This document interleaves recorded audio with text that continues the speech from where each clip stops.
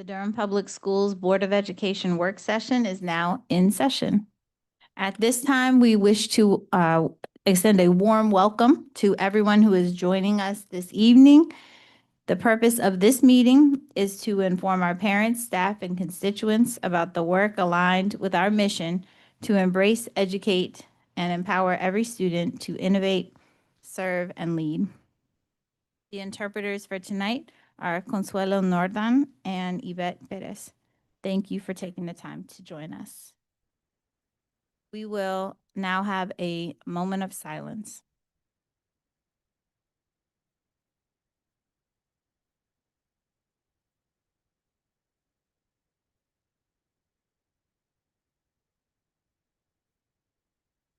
Thank you. The next item on our agenda is agenda review and approval. Ms. Rogers?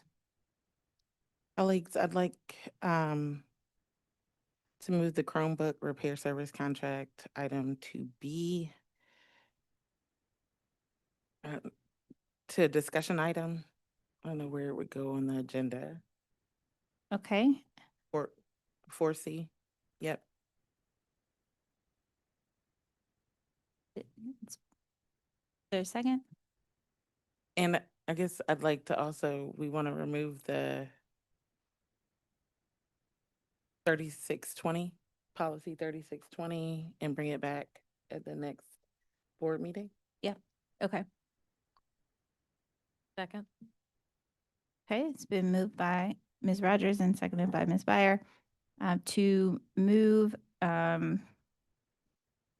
consent item B, Chromebook repair service contract, to 4C under academic services, and then to remove consent item G, policy 3620, and put it on our board meeting agenda for the November board meeting. Is there any other discussion? All in favor, please say aye. Aye. Aye.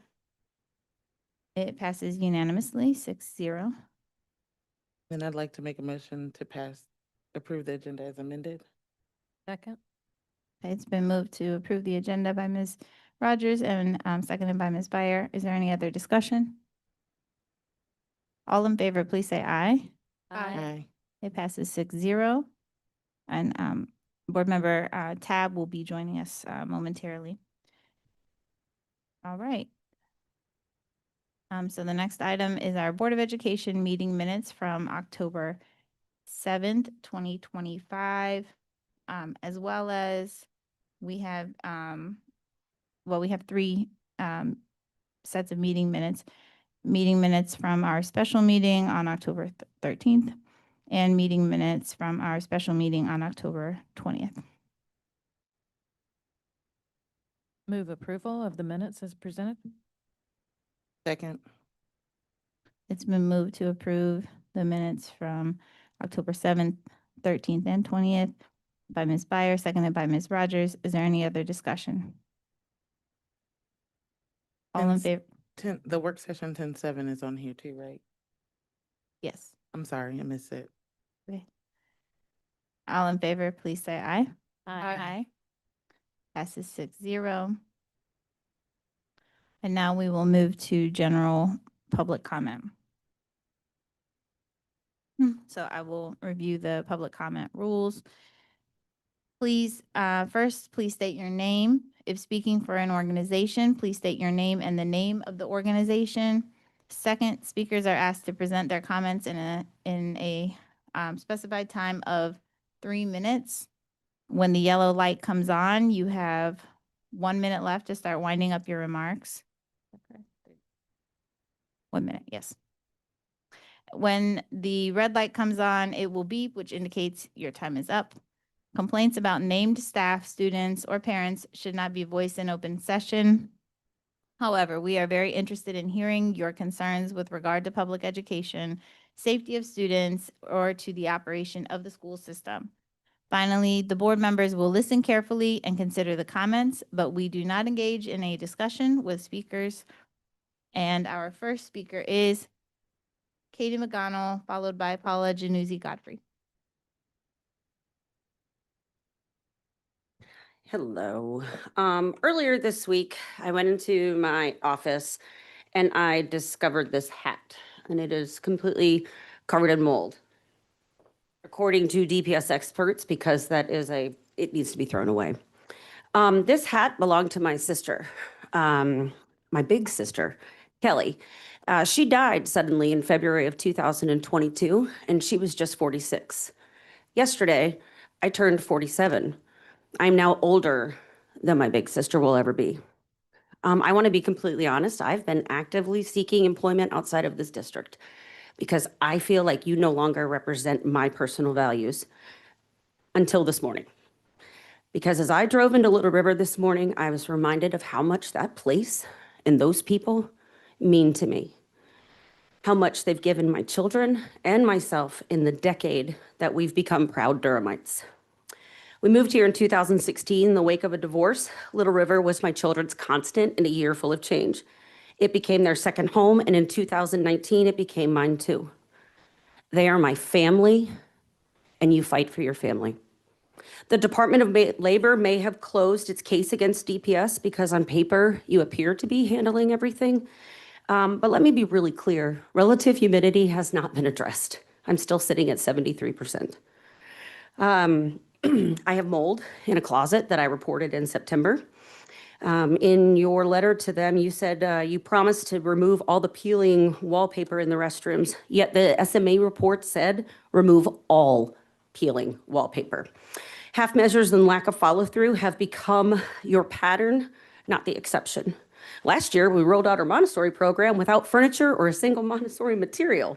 It wasn't until May of this year that those classrooms were fully stocked. And now we're a premier Montessori school when only 8 of 19 teachers are actually trained in the Montessori program. I can't undo what you've already done to my Little River family, but I can keep showing up. I can keep demanding that you follow through on your promises. You've promised to keep our staff and our students safe. If you really want to improve your image in this community, stop wasting money on guest speakers and invest it in the programs you claim to provide. Repair the buildings, repair the HVAC systems, stop polishing what the public can see and start fixing what's broken underneath it. My sister was a journalist, a teacher. She demanded accountability, honesty, and integrity. And I think this district could learn a lot from her. Her name was Kelly Lash. Thank you. Our next speaker is Paula Januzzi Godfrey. And our next speaker after that will be Patricia Russick. I am Paula Januzzi Godfrey, and I'm speaking on behalf of myself. I've been a DPS employee since 2002. I served as an EC and fourth grade teacher at Forest View, dual immersion teacher at Southwest, instructional coach at Pearsontown, Merrick Moore, DPS full release mentor, and currently as librarian at Glen Elementary. My son and daughter both attended DPS kindergarten through graduations from Jordan High. I am a longtime advocate for and supporter of Durham Public Schools. I don't want to beat a dead horse, but I am here tonight to reiterate my disappointment in the recent decisions made regarding the mandated professional development event that was held on Tuesday, November 4th. When I first learned about the event on October 23rd, red flags immediately went up for me.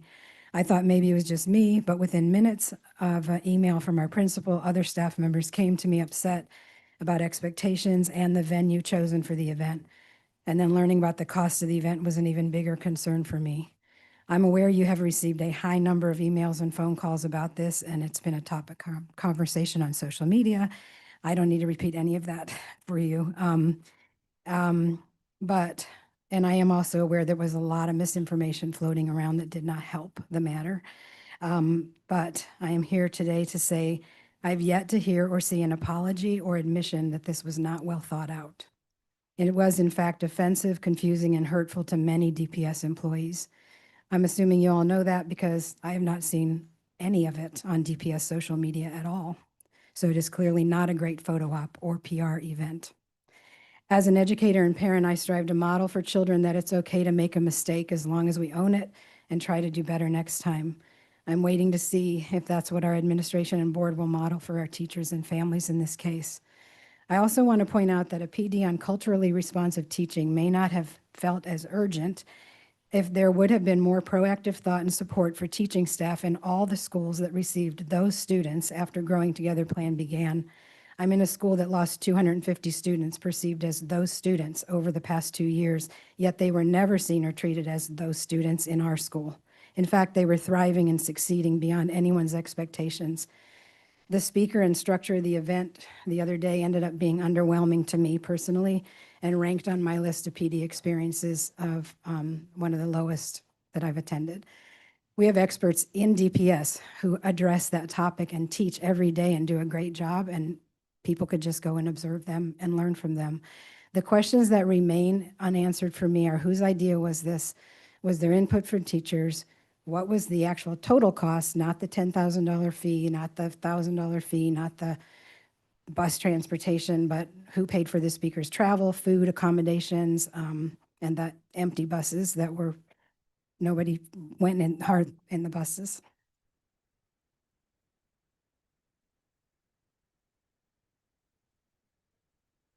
Thank you. Okay, yes. Thank you so much. Patricia Russick is next, followed by Christy Clem. Good evening. I'm Patricia Russick. I teach at Little River. First, gratitude to our custodians. Each day they stand doing far more than planned. The work of mold is not theirs to fight. It calls for experts to make it right. A plan, dates, December 22nd through January 2 awaits. Wallpaper and carpet soon to be gone, a timeline we can lean upon. For that, I am thankful, hopeful still that talk will turn to action and will.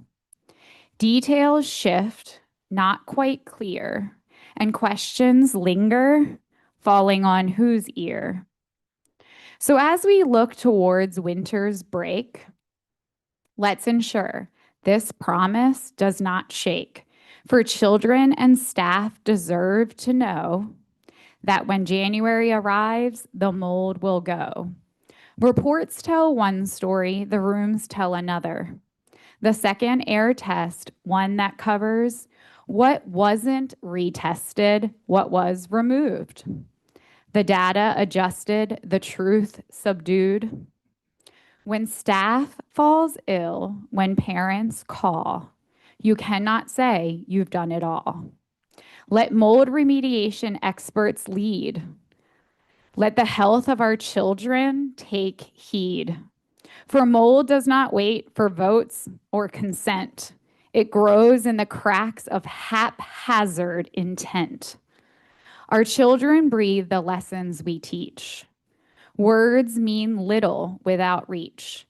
So reach with courage, with care, with trust, and do what's right because you must. Thank you to each of you tonight for listening, for leading, for choosing what's right. Your roles are important. Your task never small. You carry the welfare of children of all.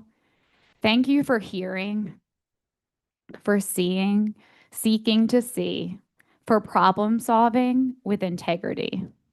Not just this issue, but every concern raised. Your service and effort deserve to be praised. Thank you for all you do. Thank you. We have Christy Clem, followed by Brian Schneiderman.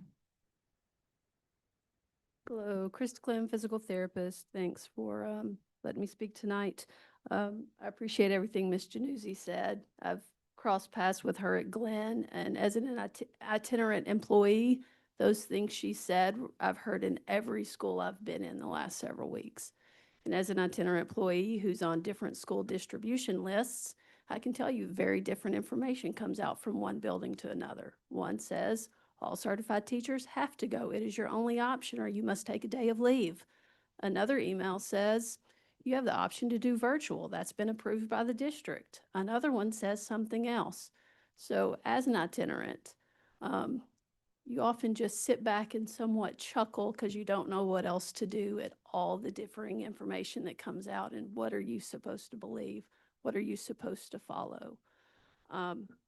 So thank you for everything that you said regarding that.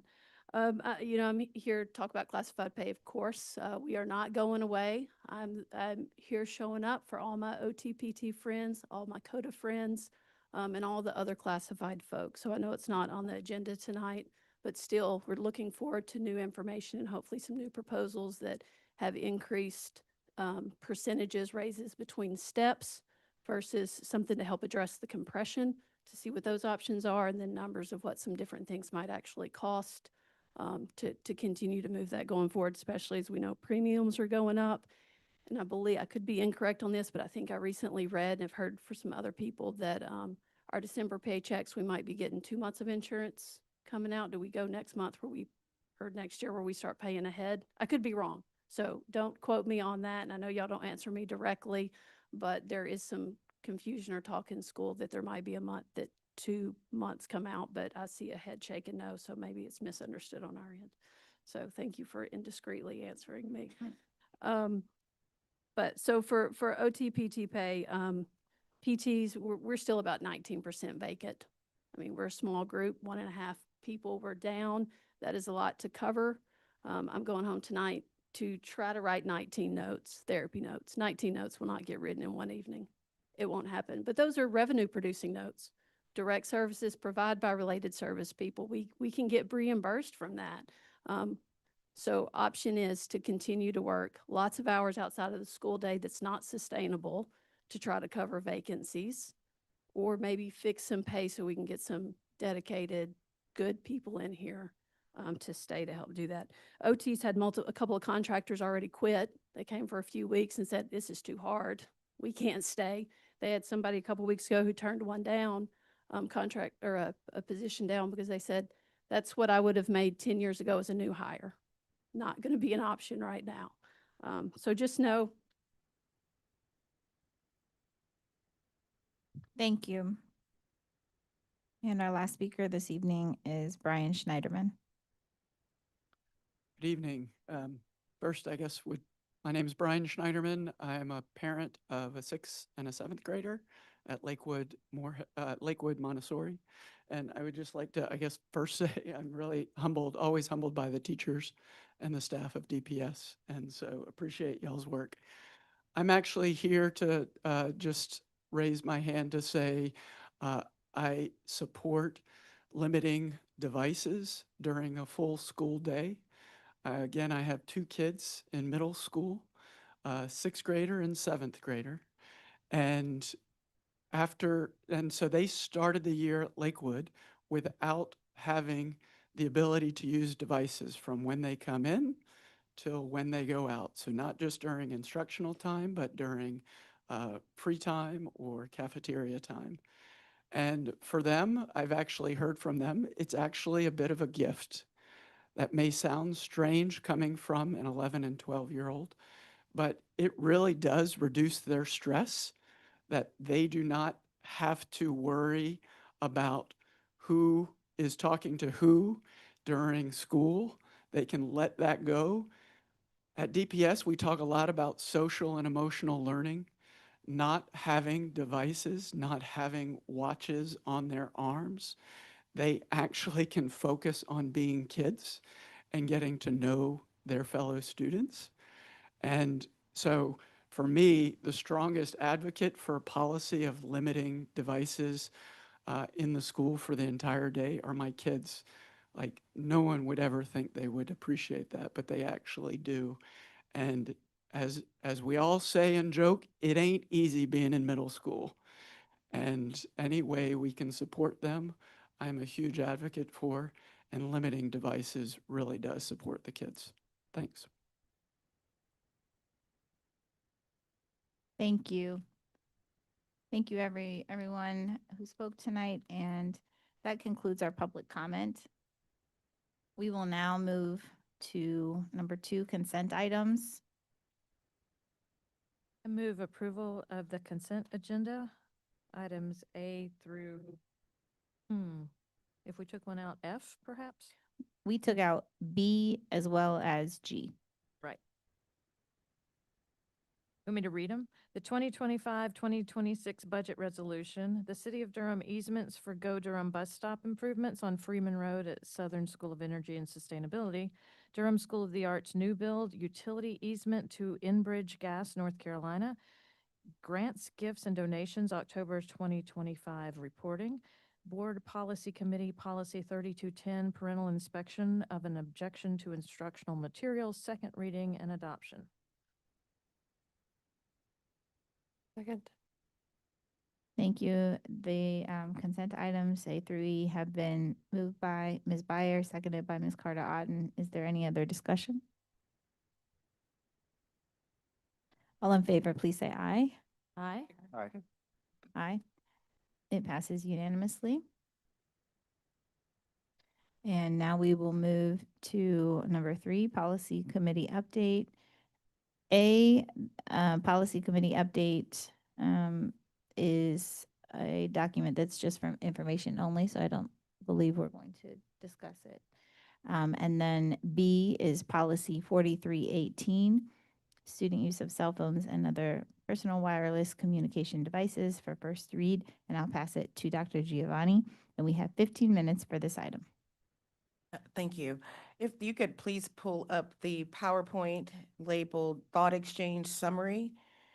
And I will defer to Ms. Cooper to share the summary, and Dr. Lewis to share a summary of the thought exchange information. And at the conclusion of the presentation on the thought exchange summary, I would ask you to pull up the PowerPoint for cell phone policy draft 11-625, PowerPoint number 2.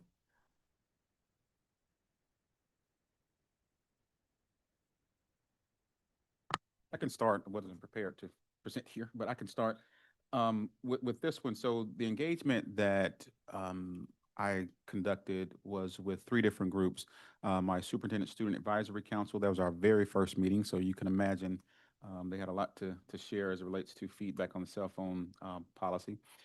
My Superintendent Teacher Advisory Council, and then with parent ambassadors. And so those 3 links are there. I think those are 3 links that are there.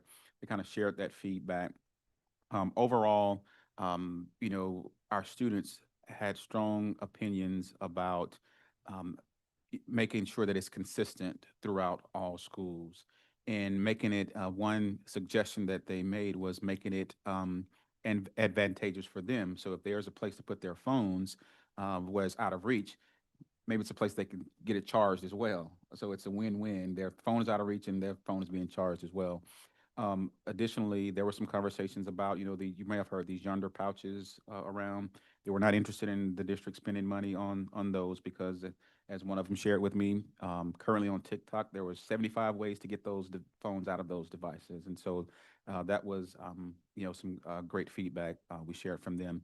As it relates to our families, they were really concerned about contacting their students in emergencies, or if their students need to contact them in emergencies.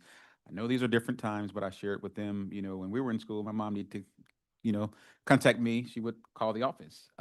Similarly, if I was sick or needed her, I would go to her. But I do recognize real-time information that the parents were asking for, and there's just a sense of safety and security. And I do find myself sometimes when it's dismissal, checking to see where my kids are, you know. So we do recognize and respect and honor our parents' feedback in terms of ensuring that there's a way, and you can see that in some of that summary, that they really talked about ensuring that there was a way for them to contact their students in case they needed them for emergency purposes.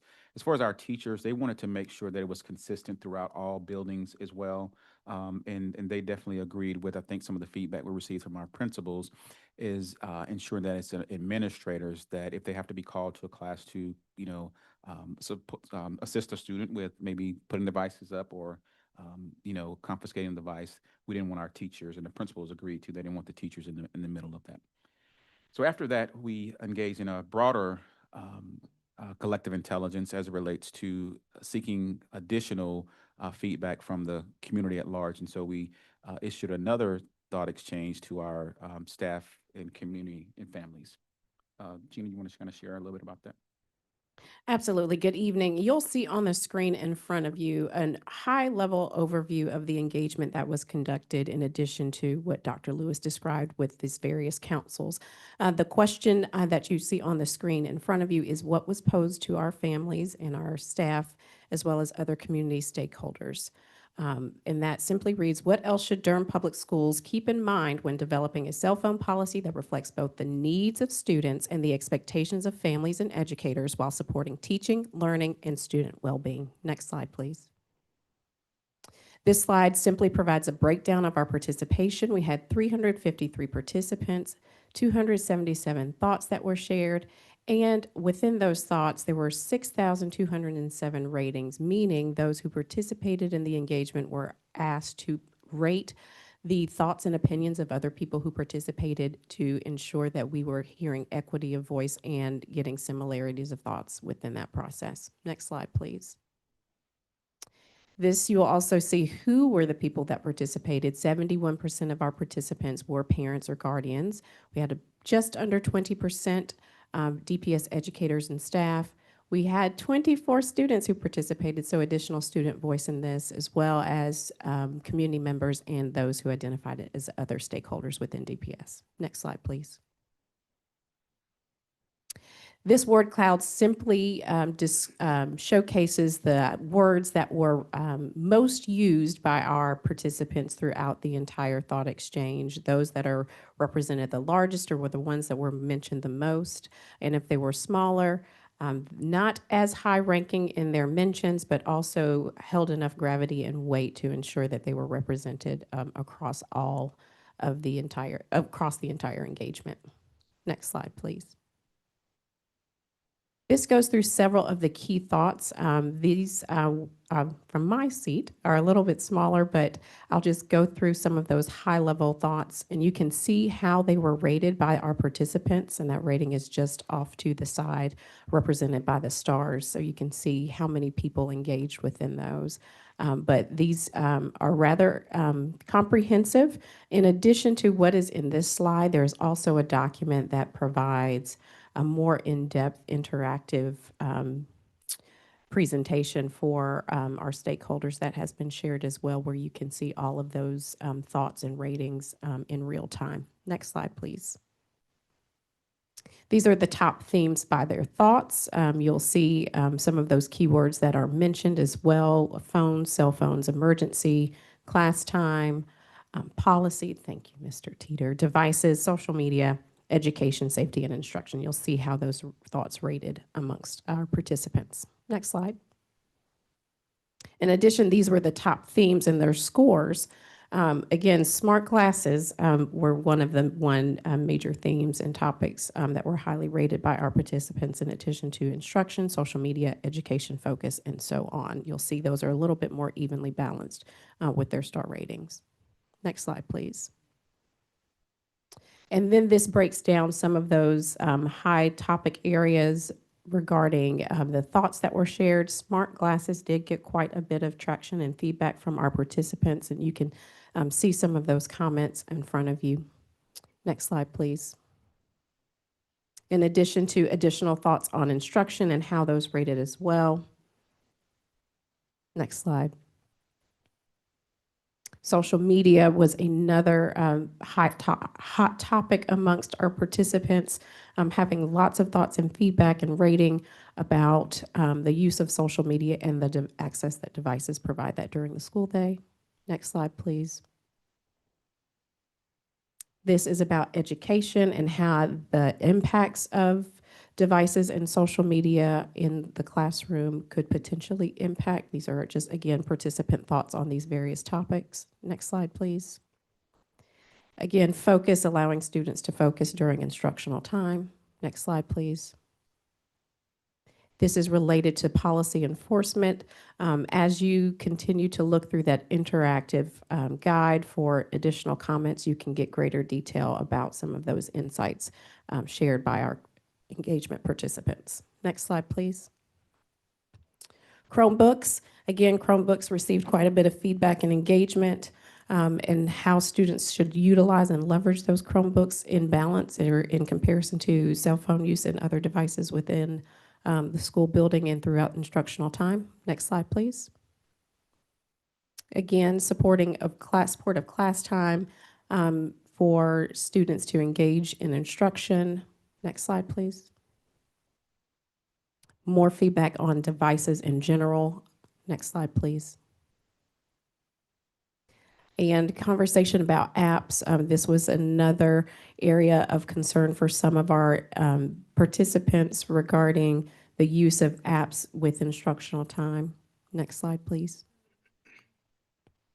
And these are just some of the differences in how they were rated amongst our participants, some that received high ratings and some that did not receive great ratings. This is just a way for us to kind of balance and see that feedback and some of the competing priorities regarding cell phone use within the classroom. Next slide. Again, more differing opinions regarding safety and security measures and the use of those devices within or access to those devices throughout the school day. Next slide, please. More conversation regarding emergency opportunities for engagement with our students who access devices during the day.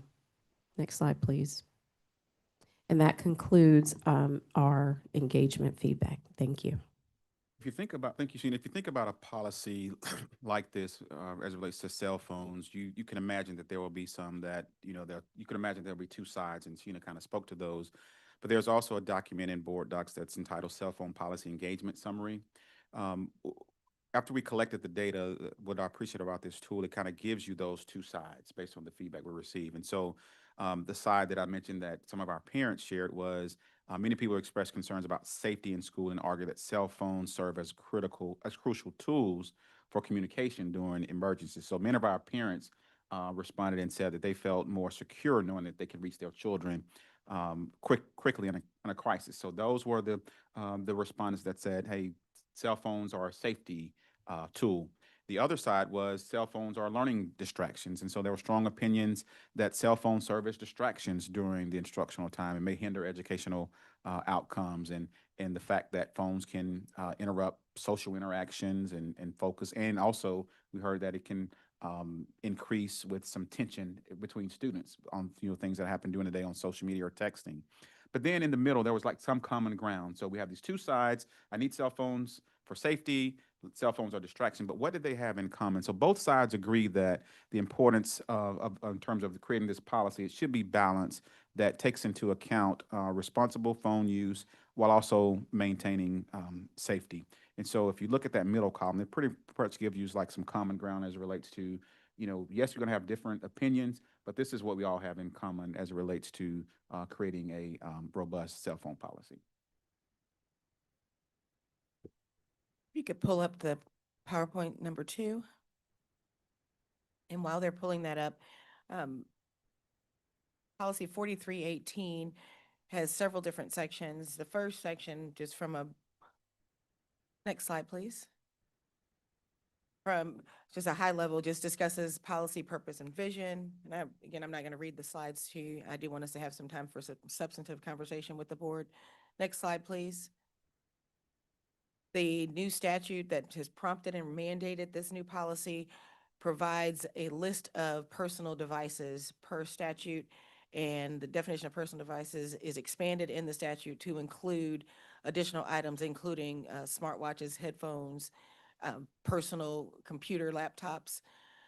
With regard to the Durham Public Schools draft of 4318, a majority of the policy committee did recommend a complete prohibition on smartwatches.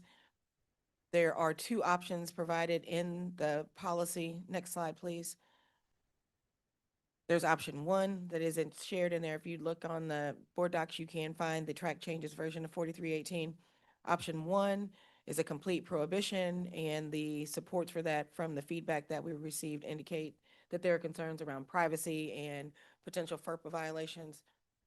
Option 2 is to allow smart glasses as prescription glasses with the disabling of tech features. It is my understanding from folks that are more savvy than I that the smart glasses only work when linked to a cell phone that is active. But even under option 2, smart glasses would be prohibited during exams. The communication expectation portion of it discusses, and this would obviously be fleshed out more in the implementing regulations, but families are encouraged to, as Dr. Lewis mentioned, reach out directly to staff to have contact with your student versus relying upon the cell phones to reach your student. It is encouraged that devices be left at home in the draft policy. And next slide, please. This policy, there's a different policy that would apply to the use of DPS issued devices and laptops. There is a leveling in the policy that determines when use is allowed. Elementary is bell-to-bell prohibition. Middle school is recommended in the policy to be a bell-to-bell prohibition. In high school, there is some additional leeway for high school students to utilize their personal devices. At all levels and in all schools and during public schools, these prohibitions can be set off by having an IEP or a 504 or safety plan. Next slide, please. On the bus, use is permitted of personal devices. Audio can only be listened to with headphones or earbuds, and you must not interfere with the safety of operating the bus. Next slide, please. Consequences, there was a lot of conversation with the policy committee around what and with the principals when we met with them around what the consequences are. Generally, verbal warning is the first step unless it falls under one of the justifications for immediate confiscation. Confiscation occurs only after a warning, or again, if it was immediately disruptive and the student refuses to comply with requests to not use the device or to stop being disruptive with the device. Repeat violations that require a confiscation may require the parent come and retrieve the cell phone. Only administrators confiscate devices and not teachers. Next slide, please. Searches of the devices are covered under policy 4342, student searches. And the last portion of the policy provides that Durham Public Schools is not liable for any loss or damage to these devices, including during or after confiscation. Next slide. Thank you. I'm happy to entertain any questions. All right, board members, we are at about 15 minutes right now, so I'm going to suggest that we take about 15 more minutes and kind of borrow that time, see if we can make it up later with another item. But in any case, let's go ahead and start. So who would like to begin?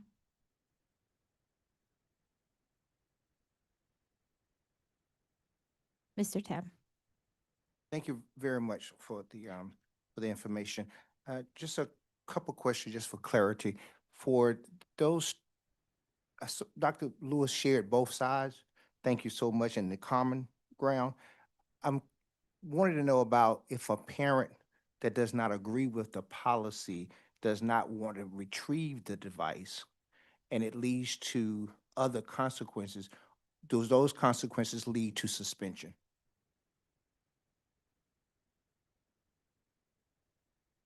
There we go. Make sure I'm understanding your question. So if a student's device has been confiscated by the principal says to the parent, come and get the device, and the parent refuses to get the device.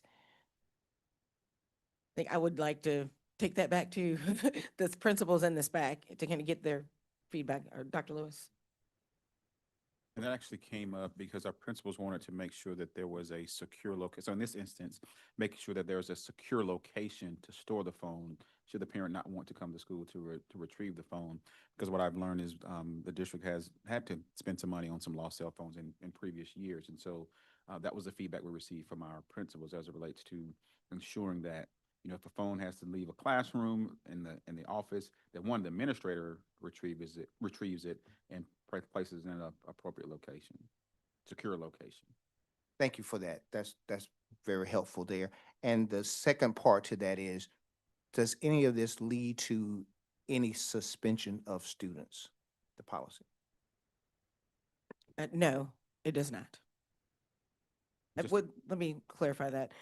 If the student's behavior is warranted under the code of conduct. Like if there's something that they're doing with the phone as well, then it could lead, but just the possession of the phone and the phone not being put away is not, there's not an express punishment tied to that. Yeah, I was concerned because I didn't want our suspension rates all of a sudden to go up because of cell phone policy. All right, thank you. All right, Vice Chair Rogers and then Chair Umstead. Mr. Tabor, I have a question about your question. I need to understand better. I'm a parent. Student's phone gets confiscated. I don't come get it. School still has the phone. Why would the student continue to get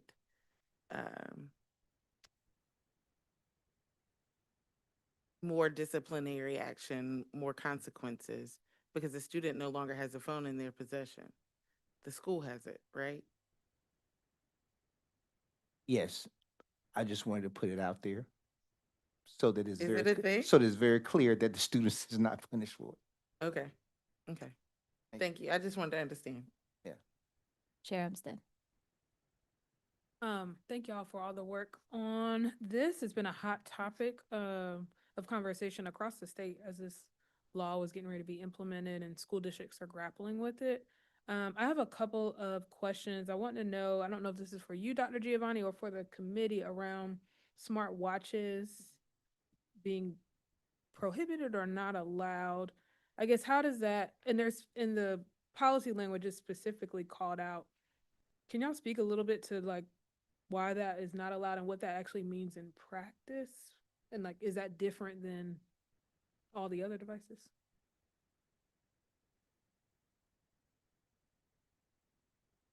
I can try to speak to that.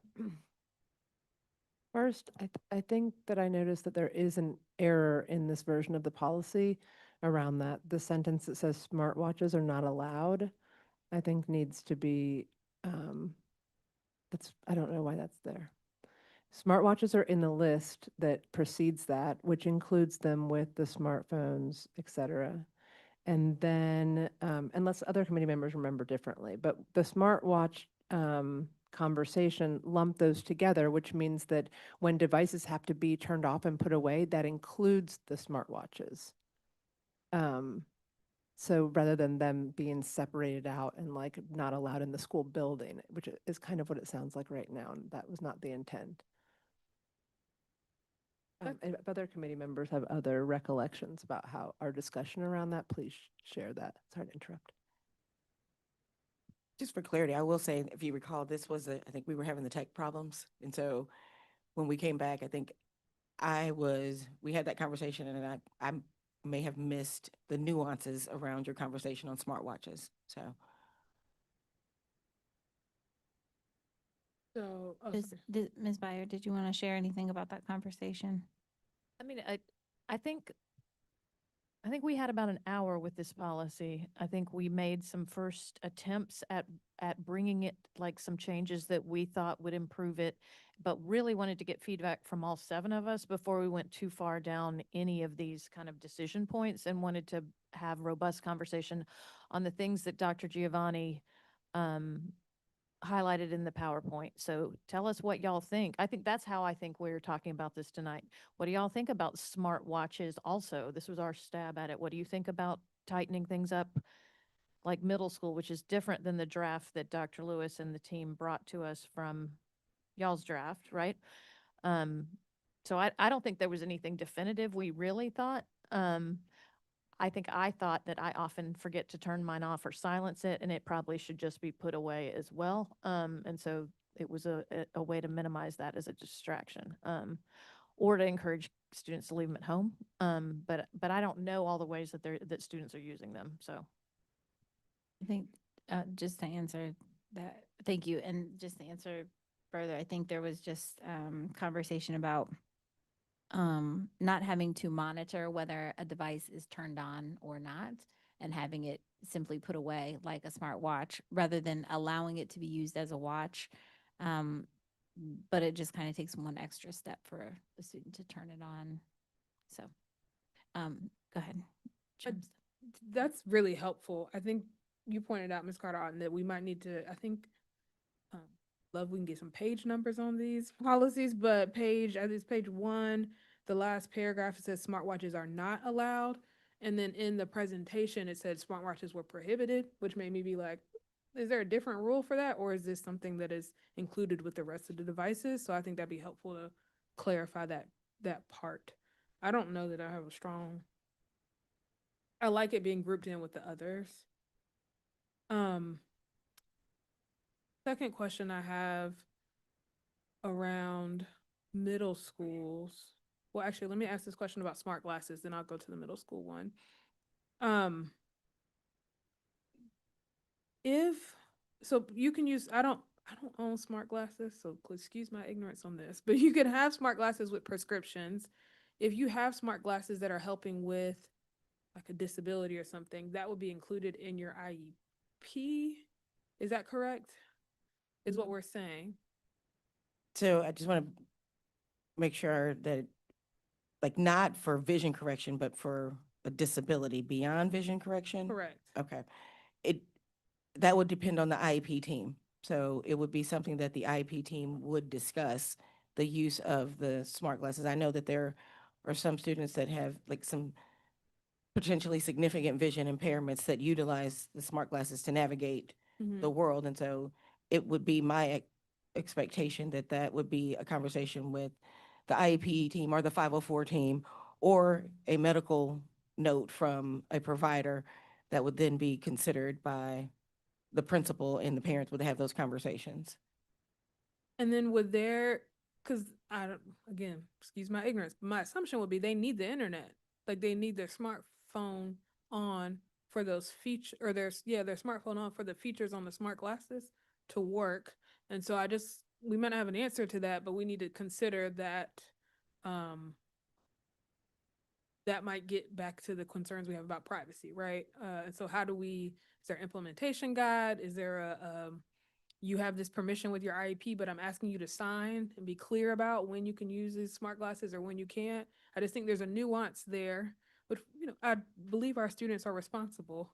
And I also know that I have them on. I might walk around and go to different places with them on, still connected to my phone, which is what we're also concerned about. Does that make sense? Yeah, I would say there are some exceptions within the policy for cell phone use, smart watches, smart glasses. If it's notated in the student's IEP or individualized education plan, their 504 plan, if there's an approved safety plan, or if they need them for translation purposes. And so to your point, Chair, Vice Chair Bettina, Armstead, is that it'll be spelled out in the 504 and the IEP as it relates to when they can use and not use those devices, and what particular classes and durations, and all that will be spelled out in their IEP or 504 plan. Right. I think I'm also asking for maybe there's to be some kind of agreement that families and the student are also reviewing around, this is an exception to our rule. These are our expectations around the use of this device responsibly in our school system, like while you're at school.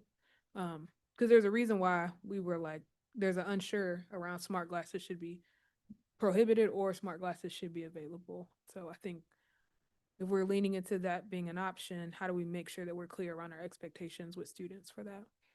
Yeah, and so in that example, like, again, I don't have smart glasses either, but for example, I'm making this up. I don't know if the smart glasses can do this or not, but if a student needs text to speech and the smart glasses do that, that will clearly be spelled out in their IEP. Yes, and they will know what the expectations are with their smart glasses at school, right? That I can turn them off during this time, or when I'm doing these things, I need to turn them off. Like that's making sure that part is clear. Yeah. So if they need it for reading, they may not need it for math. I'm just making that up. Right. Yeah. So yeah, they'll have to know those stipulations. Right. And then, sorry. And then I have one more question. It seems like we have our middle schools, we know that some schools have already implemented policies this year. And I'm wondering, have we polled our middle schools around bell to bell versus, between classes having it, like what are middle schools doing now? What are high schools doing now? So we have not polled middle schools or any school. We did convene a group of principals and get their feedback on the initial draft of the policy. The principals have not given feedback on this draft since the policy committee has weighed in, but it hasn't changed that much. Yeah, so I would be curious to know what, Ms. Byer, you lifted up middle schoolers and whether we should be by bell to beginning of the day, end of the day versus having an option to review them in classes or during recess or lunch. Public comment speaker today said their school is beginning of the day to end of the day. So I'd be curious to know what other middle schools are doing, because we could introduce something that'd be different than what majority of our schools are doing, or we could do something that would be aligned with what majority of our schools are already doing. Is that the consensus of the board, the poll? Okay, so we have consensus around that, around pulling our middle school principals. And did you want to hear from the policy committee members about that issue, or was that what you were asking, or you were more so just, you said you want to hear more, you want to hear more mainly from the middle school principals? Yeah. Yeah, okay, From the middle school principals. Vice Chair Rogers.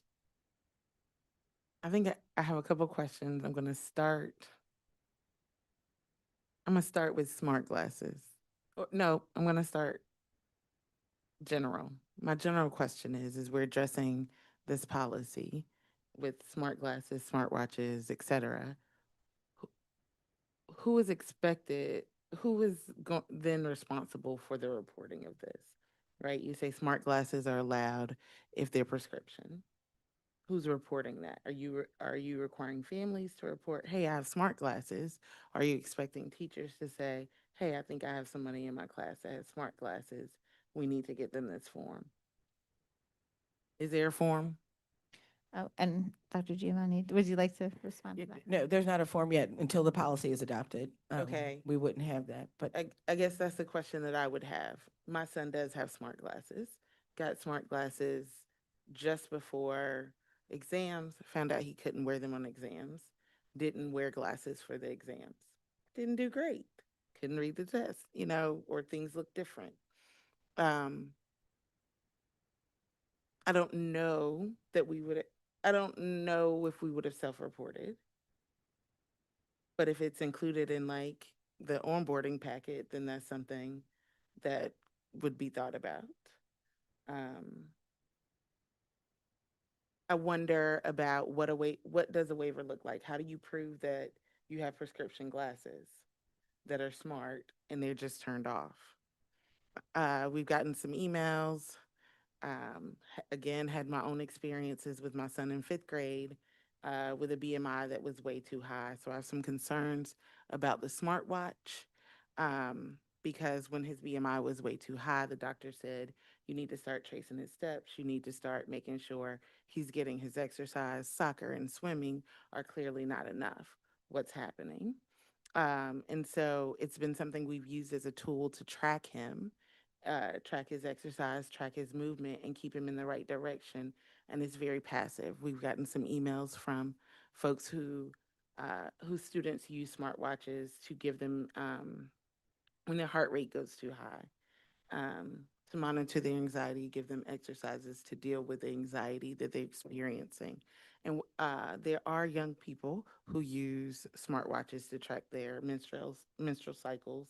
And I don't know that we want to get in the business of coming between folks and their healthcare providers. And what does that look like if we're allowing for waivers? And how much are we asking people to share their private information with people that they may or may not trust? I want us to think about how that happens. And if we're allowing smartwatches, like they can't be a distraction. They have to be on silent, whatever the notification needs to be, but it needs to be very passive and uninvolved. If we think about how it's measuring, they can't get messages or do anything when the cell device is off or when the cell service is disconnected, but they can still track all those things and allow people to have intelligent conversations with their healthcare providers. So I think it's something we need to think about. But I don't know, do you want them to just write a note? I would be open. Thank you. Thank you, Vice Chair Rogers. So I just want to be mindful of the time. We have spent over 30 minutes on this item, 15 minutes, over 15 minutes on discussion.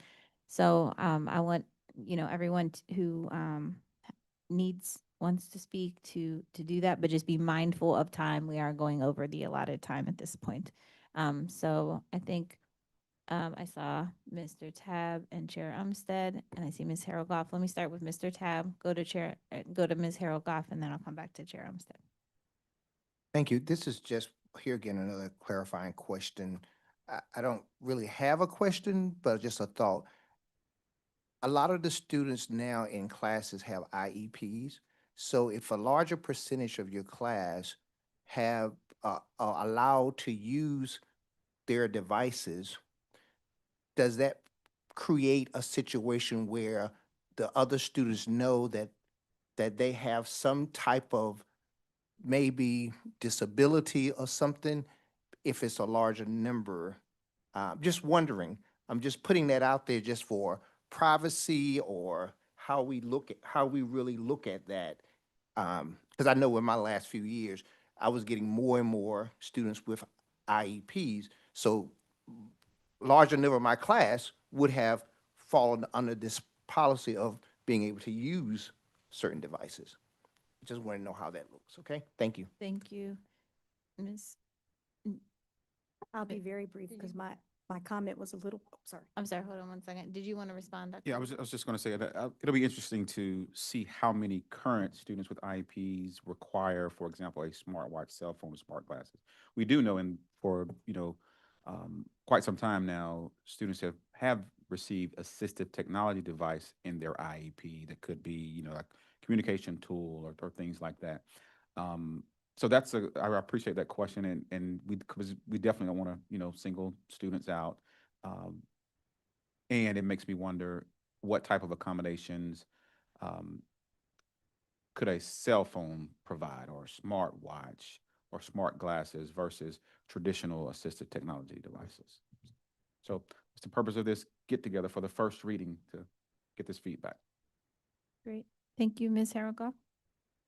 Well, both of you spoke to combination of, so had the same question about how that impacts, or how many, would that create new IEPs if, if somebody hasn't, where they didn't need an IEP before and now because they have smart glasses or they need to use their watch, now we're creating more IEPs. And really, just to demystify IEP, I've always been of the train of thought that, everybody needs IEP. All our kids have individual, they should all have one. I just, but I bring that up. And then tying it back to what Dr. Lewis was saying about how many of them already use, a device that currently have their IEPs. But my thought process went to,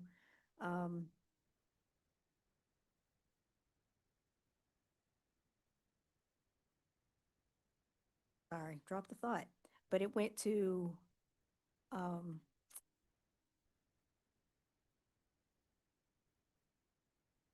I just lost the thought. It was about the individual device, like if you need it. So a lot of times our smart devices have lots of different tools on them that our instructional, our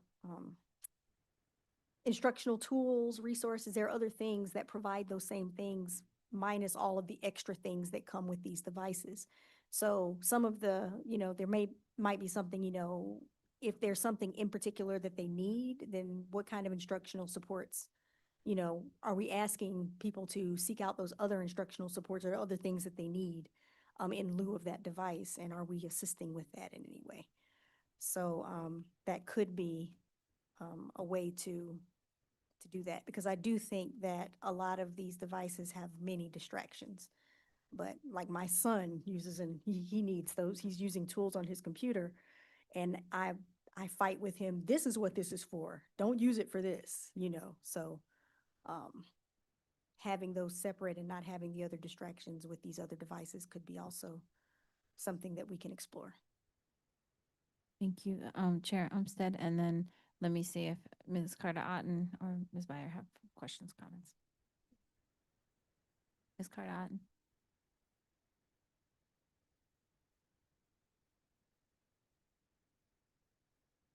Let's see, we have a little bit of time. I have so much that could be said.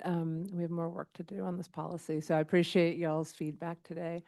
I think I'll speak to the, like why, from my perspective, where we landed for middle school feels appropriate. I think that there's not very much research out there about young teens and cell phones, but that does exist, which is in the peer-reviewed literature, does indicate that when you don't allow cell phones in schools, there are increases in academic achievement, particularly for low-achieving students, indicating preliminarily that not having cell phones in the schools could have the potential to reduce the achievement gap. Also, there has been some research to indicate, which makes sense, that you would see reductions in bullying among teens, particularly younger teens with cell phones. I would be interested to see the polling of the schools, both. I'm not sure if what the other board members were looking for and what Chair Umstead was asking for was what the schools are doing in middle school right now, or what the principals and staff would prefer, but I'm interested in both of those things. My informal polling, it has indicated that there's a wide range of things that our middle schools are doing. Githens, for example, has a contract that says no cell phone use in the building, and all students have to sign it. And even the first infraction requires documentation in educator's handbook, which is something we hadn't really talked about for this policy, the educator's handbook piece. And then, whereas Brogdon does allow cell phones in the lunch and hallways, that's as far as I got with our middle schools. I did look at Wake County and Chapel Hill Carborough, though, our peer districts, and neither of those allow cell phones during the day in middle school. I also looked at what our other competitors are doing, so some of our larger charter schools and our private schools. And one of our largest charter schools that pulls over 1,000 students from our district every year does not allow any cell phones bell to bell for middle schools. Neither do 3 of the big private schools. And as we're thinking about enrollment later today, I can't help but wonder how many families are opting out of Durham Public Schools because they don't want their students to have devices. Clearly, there's probably lots of different reasons that people are choosing different schools, but I think more and more people are thinking about tech and concerns around technology for their middle schoolers. So I'll stop there. That's just my thinking around this. Curious to hear what others' thoughts are, but for me, it feels important that we not only preserve the instructional time for middle school students, as is mandated by the state statute, but also the other learning that happens for our middle school students, which is outside of the classrooms, which would be in the lunchroom and in the hallways, where they have a chance to interact with their peers face to face, not just have their heads in their cell phones during those times. Thank you. Ms. Byer? So I appreciate it. I wanted to also take a minute to share some thinking on the same topic, which is middle schools, which are our most delicate grades. I actually appreciate the research, waver back and forth on all of this because it is new research. And I believe that we need our families to be in alignment with us. We need the digital literacy standards that we're talking about bringing as we work with families to really partner and help us teach children how to be good digital users. I think we're adopting this policy for one more semester this year and then can modify it, but we're already halfway through the year with practices in place. And I want us to be as consistent as we can with what's already going on in schools so that we're not disrupting systems and rules that children have gotten accustomed to. So that's why I look forward to hearing from our schools and appreciate the recommendations. I think when we looked at this chunk about middle schoolers, I think we quickly made the recommendation that we didn't see a need for instructional time and students to be using devices in the hallways during class changes. That's an easier piece. The piece that we did talk about that I disagree with the recommendation brought from the policy committee and want to state into this place is that lunch, I think, is not instructional time. I think children actually do some things on their phones that are constructive. I think our staff talked about apps that are used by extracurriculars and athletics that students can check about practices and whether they're on or whatever. And I think that makes it less policing for our adults that are having to monitor children in the cafeteria, to have folks going, put your phone away, put your phone away, put your phone away. Now, it is my hope that, as we get more teaching and partnership with families and we have the wait until 8, there's a whole movement of like, don't get your kid a smartphone until 8th grade. Like, there's a whole kind of reculturing kind of parenting and decisions that could be more collectively thought about in Durham that I think we could get towards. But I'm really interested in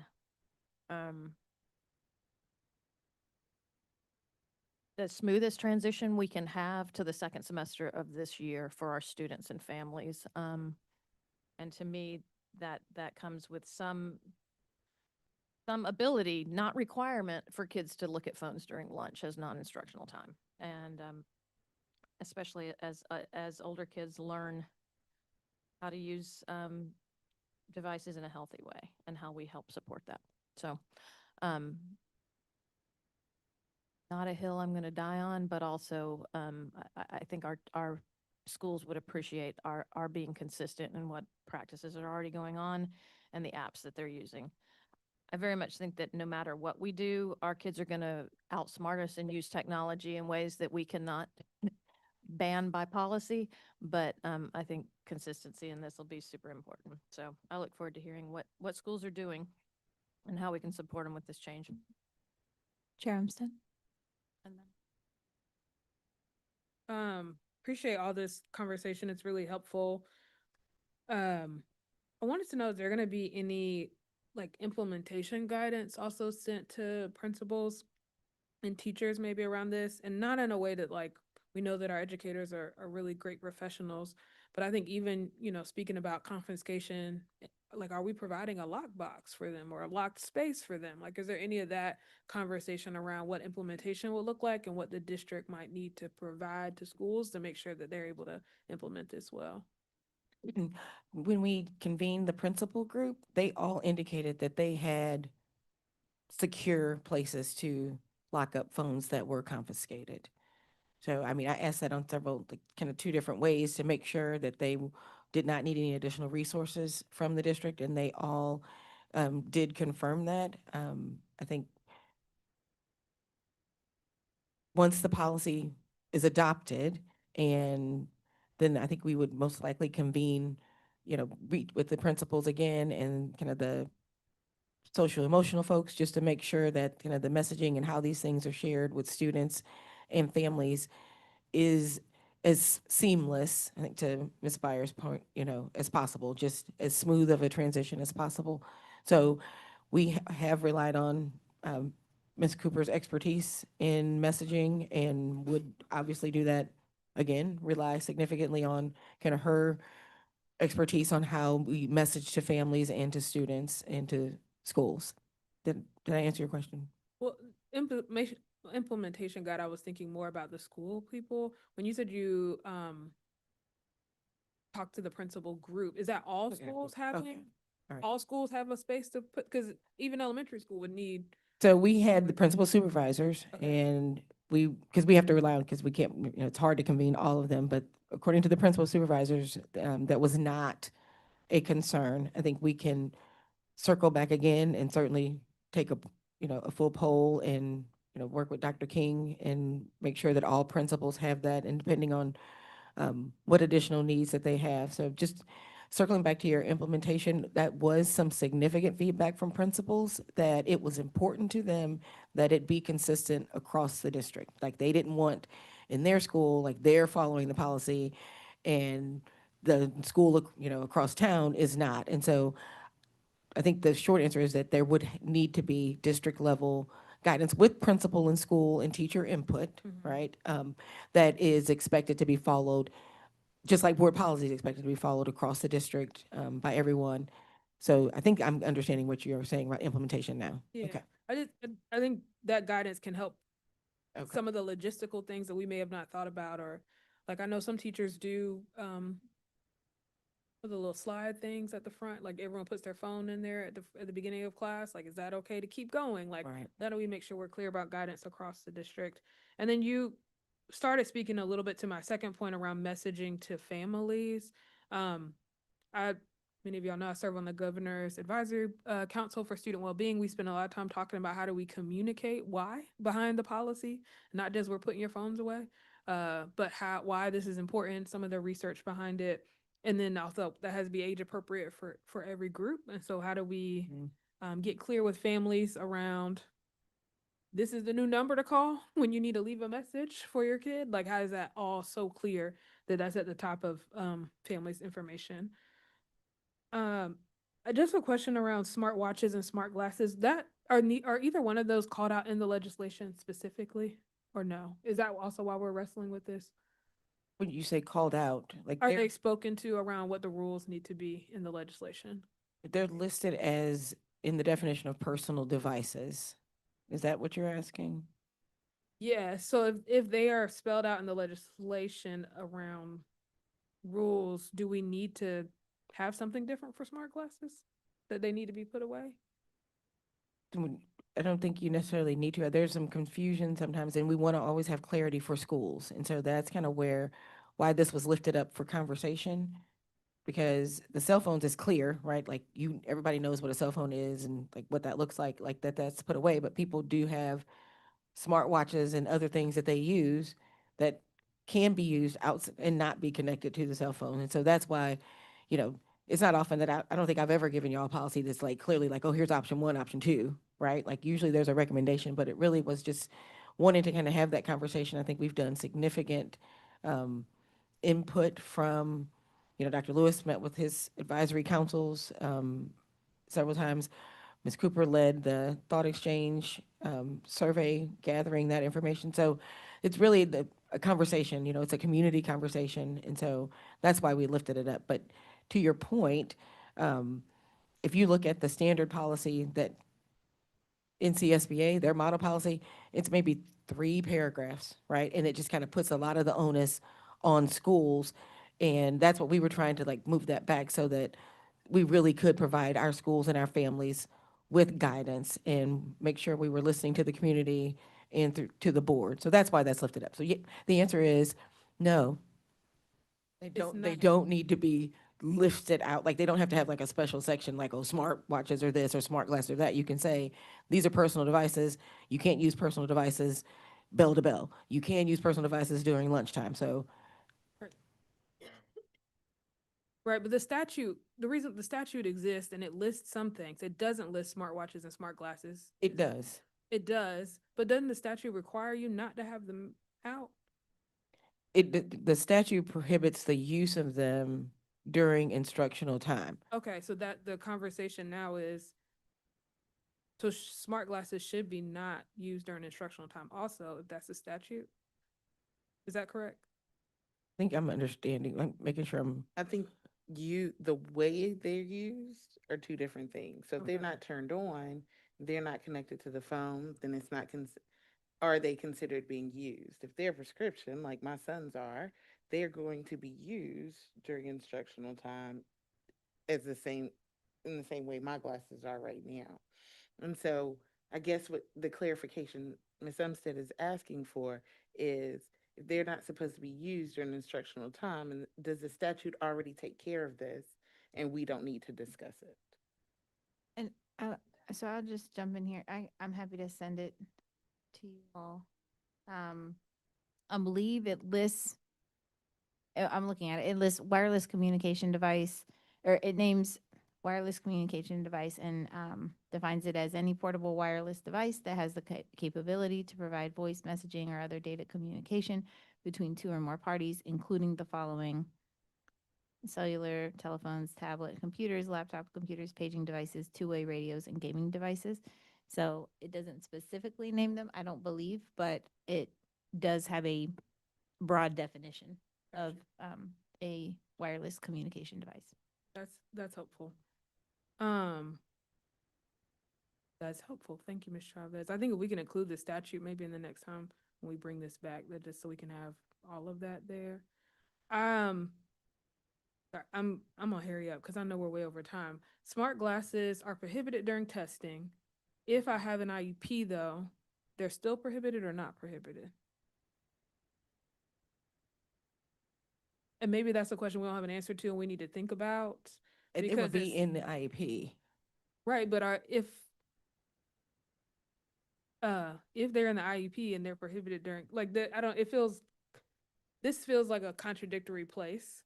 If I shouldn't have my smart glasses on because of the worry about cheating, FERPA, cheating, all those things, that feels like there's more to flesh out in that. Is there more guidance around that, more guidelines that we need to be thinking through? Or is it just, actually, no, we're gonna prohibit them because you could or couldn't use them during testing, right? I don't have an answer to that. I know we're in a new space right now around all of this conversation. And I don't even know if there's guidance from DPI around that part too, right? Around testing regulations and could one wear smart glasses during the regulation? I'm not sure. I think it's always the case, right? Technology moves much faster. 100%. So I just think I'm just looking at that as like we brought up the speech to audio earlier, but if I can't use it during testing, then I don't know. Anyway, So- let's look at that. That's all I want to say. I think we will look at it. I just think that when the prohibition about the use during testing is if it's under option, right? If you got option 2 and they're allowed to be used as glasses, what we were saying or trying to say in this draft policy is that even if they are being used as glasses, they're smart, you can't have them during exams. But if they're allowed to be used and tied to your cell phone as part of an IEP or a 504, testing and assessments would be addressed.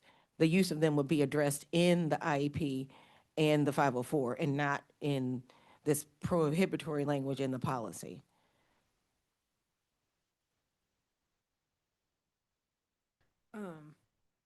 I would love for committee to work, maybe look through that one a little more. I think and I'm asking these questions because I'm not sure where I lean.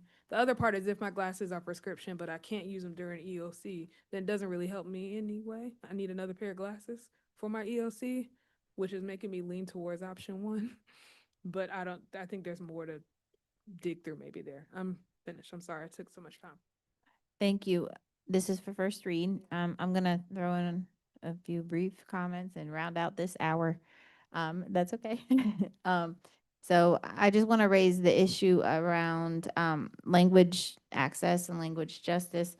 I brought this up in our policy committee, but I just want to reiterate that I do believe it will require more of staff to interpret or access the language line. Forgive me, I can't remember the official name. If parents or families are trying to reach the school and they speak a primary language other than English, and can no longer communicate directly with their student at any point in time during the day, it will put the responsibility of having that communication on staff. It will do that in general, but it will be I think more of a concern for families, again, that don't speak English as their primary language. And I would be remiss not to mention that we know we are living in a time of increased fear for many immigrant families, in addition to general fear that some families have of emergencies happening at the school, where they would want to be able to contact their student.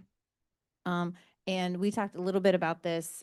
I think we got awesome, input on the cell phone policy.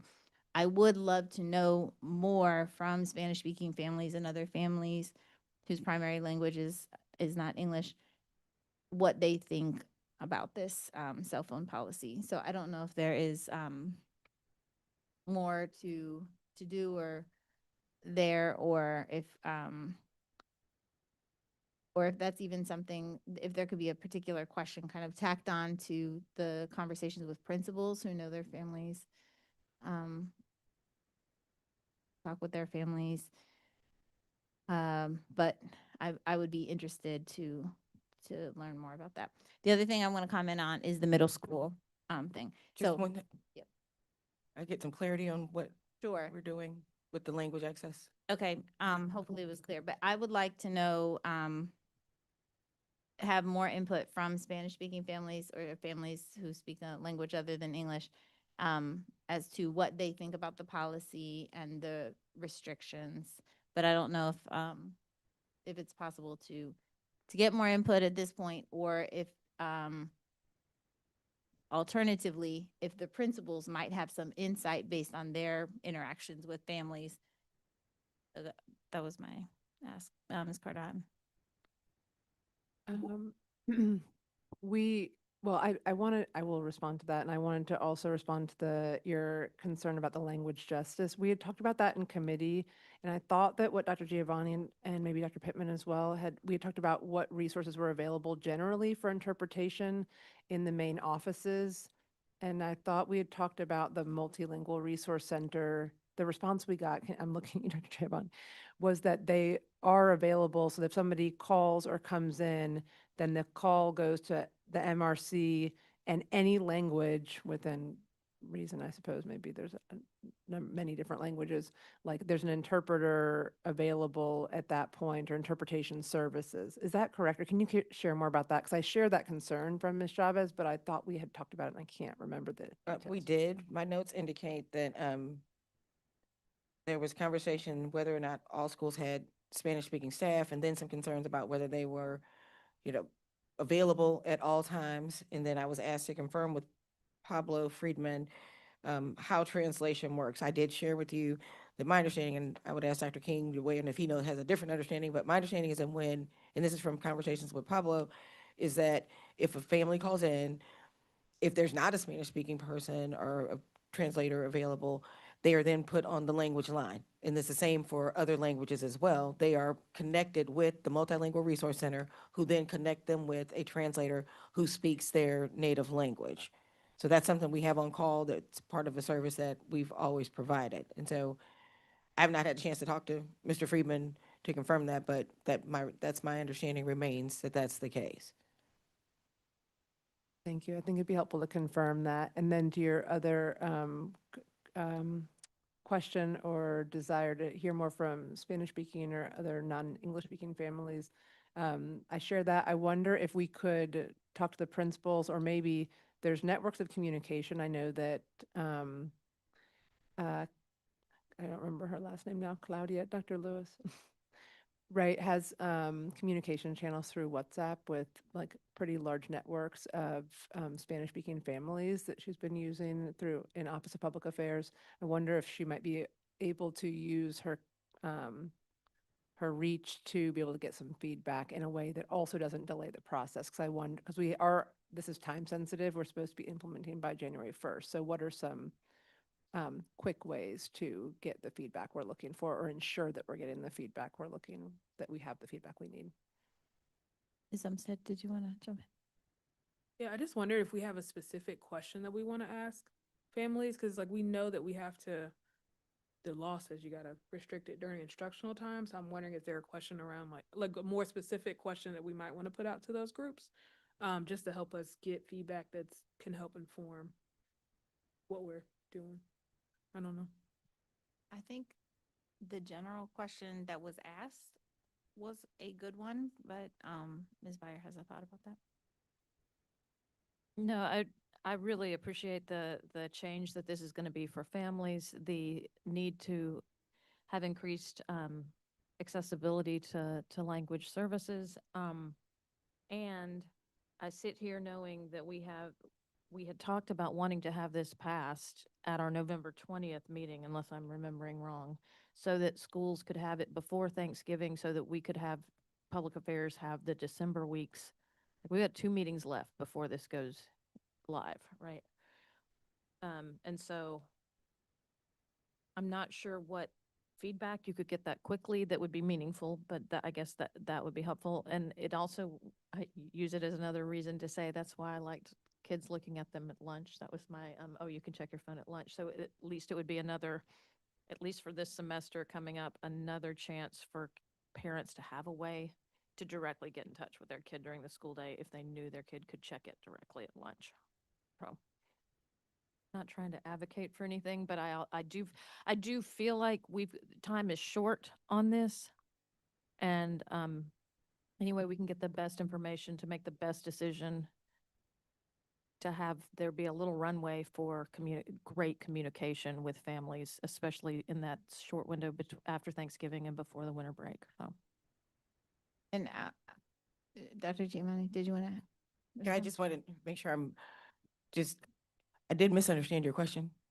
Chair said on, like, I thought you were asking me like what the list was in the definitions. And so with regard to the statute, what our thinking was in drafting that is, again, to prevent hundreds and hundreds and hundreds of encounters with school staff based on just if you're like, oh, is that a wireless device? And so those were the conversations around it. So the short answer to your question is if the board wants to change the definition and kind of were to reduce that, I think it would cause a lot more confusion. And the principals were supportive of trying to include them as well as our EC department to expand those definitions beyond just gaming devices, et cetera. So I just want to clarify that. So about the language access piece, it was, so Ms. Carter Otten offered an idea to have, what is her last name? But yeah, Claudia to, reach out to families. Is that something that would be, well, one, let me ask, is there board interest or consensus around some reach out like that? I'd like to know what the specific ask is, what the question would be. Because we have to implement the policy. It's not, what do you think about the policy? What do you think about limiting cell phones? The question needs to be more direct. How will this impact your family? Or how can we make sure,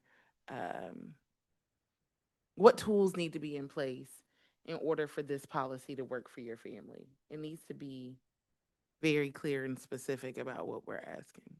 So I think the question that was asked, I had to find it again, for the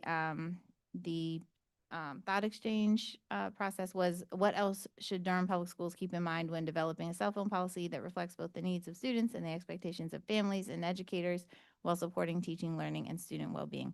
I think that's a great question. And so, and again, we got awesome feedback, and we have like a third of our families. We only got a few responses in Spanish. That indicates to me that a lot of our parents who are Spanish speaking or speak other language other than English did not respond. And so I agree, time is of the essence, and that's why I think this idea of sort of gathering feedback in a quick way would be useful. But I do feel like we're missing like a huge chunk of our families if we don't get a little bit more input from them. So I'm going to ask Ms. Cooper to assist us. thank you, Ms. Cooper. Absolutely. The thought exchange was provided in Spanish, so that dual language option was available. So the question that we would pose again to those families has already been provided in that manner. I guess what I'm asking, is there a way to do another step of outreach? And I appreciate that it was offered in Spanish, and I know that it's not a criticism of effort, but yeah, is there a way to do that extra step at this point, or what are your thoughts? I would say that there are opportunities for us to further engage all of our families around this process if that's what's necessary and needed. We would have to go back and talk about what other strategies we could deploy. Again, this was shared very broadly in all of our communication channels to our families. So I would need to go back and speak with our team regarding any additional avenues that could be taken to garner additional feedback that has not already been received. Others thoughts on this? Thank you. Ms. Harold Goff. Um, I think that the way that I interpreted what was just said is that we don't yet have the systems that are built for that level of engagement, but that's something that as a district, I believe we should work towards. To the broad level engagement is really, really good, but we still have work to do to be able to take our level of community engagement into that kind of niche where we're reaching those our more marginalized populations in pockets where we historically are not getting that feedback. That's going to take some real work. I would love for us to be moving in that direction to where we can see these are traditionally the places that are not being reached. What are we doing to build the systems so that when we see that's happening, we can then go back and try different strategies and different techniques for bringing them into this communication. So. Thank you. Ms. Carter. I wonder, this, like, whatever we agree to start implementing in January is not like the be all end all, never to be modified again. Chapel Hill Carborough's already modified their policy. Granted, they had one earlier, but they already modified their policy once. I'm wondering if this is an opportunity for us to think creatively about getting feedback after implementation to see how it's affecting people. Because they might even be able to respond better at that point once they see, like, it'll be more tangible. I think despite the fact that the thought exchange went out in Spanish, we also made sure to put the actual state legislation with that so people could see what it was, but I don't know that, I didn't translate that. I don't know if that was in Spanish. Like, so there might have been barriers, you're right, that like we just don't know how to, or we're not built to navigate right now there. But once people start seeing the impact on their own students and their families, they will be able to tell us, and we need to think about ways to get that feedback from them in the spring, I think. So I don't know if you would be open to that or if others are interested in that kind of thing. Yes, I feel open to that. And now my comments have lasted way longer than I intended them to, so I can set this down, but I would love for us to think about that. And so if I will then just share my brief comments about middle school, which is that after hearing some of the feedback from principals and discussing last week, I did land at favoring a bell-to-bell restriction on devices. And my thoughts are that it helps middle school students develop a practice of academic focus, good habits around device use, create more safe academic cultures. They already have so much being thrown at them in middle school that is new, both academically and socially. And also hearing the research that Ms. Cardotton did about different area schools and middle schools in particular, and how they treat cell phones. I'm aware that we lose students at middle school who then come back to DPS for high school, so that's something to consider as well. So that's where I land on middle school, but I'm done. Does anybody else have anything else to say? Ms. Byer? Well, I was just gonna make a motion if we're done with it. But I also was gonna ask you all for clarity because I think there's two places it could go. Here, where all 7 of us talk about it on the 20th, or policy committee, which is when. And so which is so many meetings, so many times. And I was gonna ask you all for some consensus or thoughts on where it should best. Ms. Cardotton? Just to share with the board, thank you, Ms. Byer, for bringing us back to that. What we had discussed as policy committee was getting some feedback tonight and then working on it again in policy committee, which is going to meet again on Monday.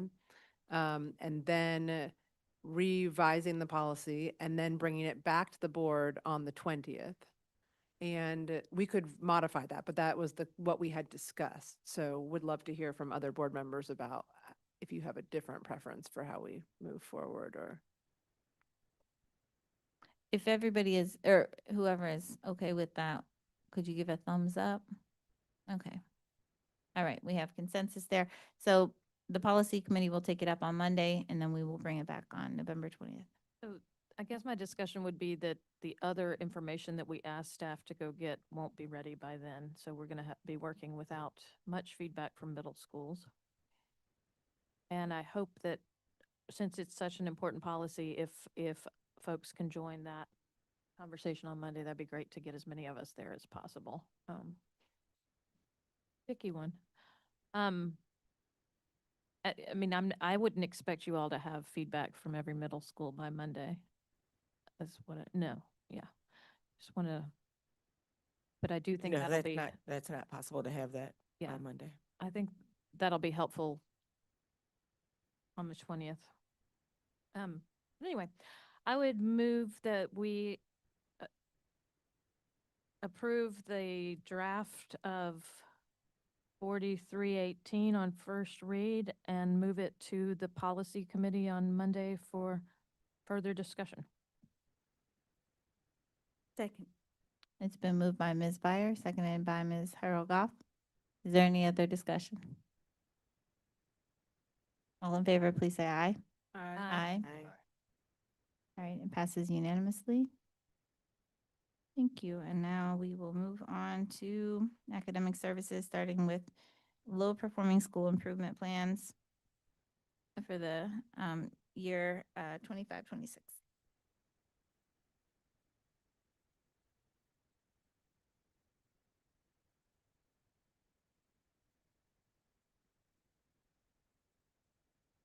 Good evening. Good evening, Dr. Lewis and board, and those of us joining us online. Tonight, I bring before you our school improvement plans for low-performing schools for the 25-26 school year. Next slide, please. As part of our presentation, I will review the legal requirements, overview framework for continuous improvement, outline the school and central services collaborative supports, and continued opportunities for written feedback. Next slide, please. Our strategic plan is our guide for our continuous improvement here in Durham Public Schools and ensures we are in alignment with the process the district and school accreditation. Schools are required to ensure goal alignment with their first three priorities and through the use of a comprehensive needs assessment, build their plan for their school's needs. This may include goals aligned to additional priorities. Next slide, please. While the continuous improvement process is steered by district and school leadership, the official documented plans are guided by state legislation. School improvement plans are to improve student performance and to follow the guidelines on this slide. It's also important to acknowledge that while the state assigns a low-performing label based on narrow measures, those designations do not tell the full story of our schools. Behind every data point are educators, students, and family deeply engaged in hard work of growth. Across our district, schools with this designation continue to show meaningful progress, strengthening instruction, improving culture, and expanding what's possible for every child. These schools remind us that the label does not define the work, the daily commitment to the students does. Next slide, please. This year, we are proud to share that 7 schools have successfully exited low-performing status, a reflection of the unwavering commitment of our students, educators, and school leaders. Each of these schools demonstrate that when we align support, data, and belief in student potential, growth follows. Their progress represents not just improvement in performance metrics, but a renewal of confidence, culture, and community pride. Next slide, please. Part of our continuous improvement cycle holds space for reflection. This evening, we would like to reflect and highlight one of our state-designated low-performing schools that has committed to a strong continuous improvement process and has seen consistent, incremental, positive student achievement growth. Though the state has chosen this designation, Bethesda is classified as emerging under our growth-based tiering system. An emergent school is one that shows early signs of improvement, but needs additional clarity, coherence, and capacity building to accelerate its growth. Unfortunately, Mr. Wyckoff had an emergency and is not able to be with us tonight.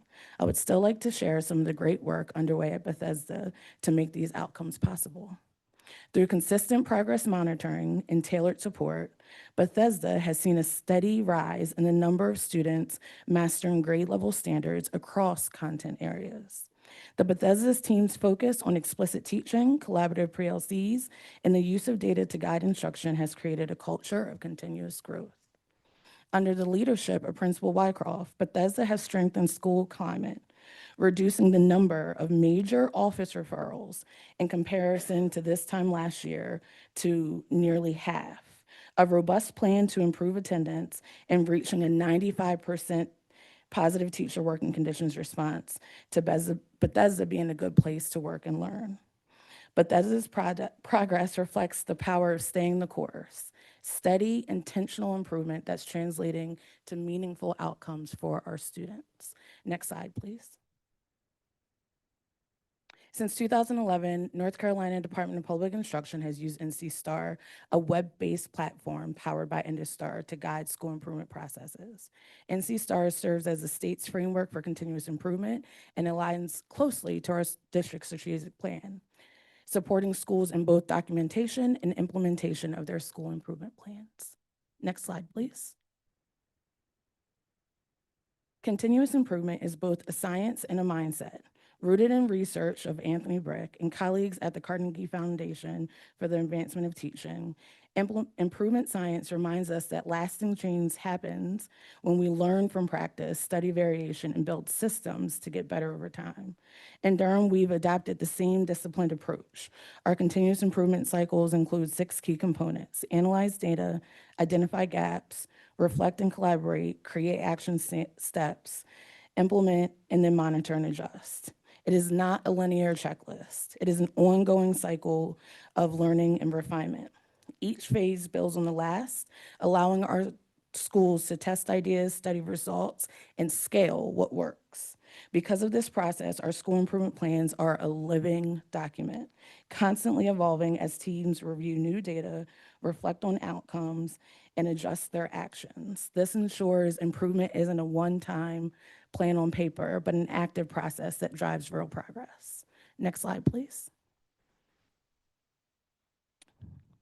Some of the things we've done this year to ensure that we're supporting schools is ensuring that we've unified our frameworks.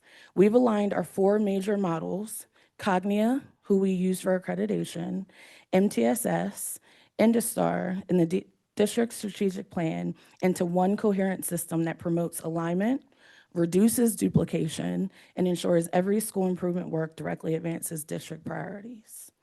A shift from compliance, move from compliance-driven model to one that's grounded in coaching, collaboration, and differentiated support. We'll talk more about that on the next slide with our tiered supports. Strategic structures, established district-wide, go back one slide.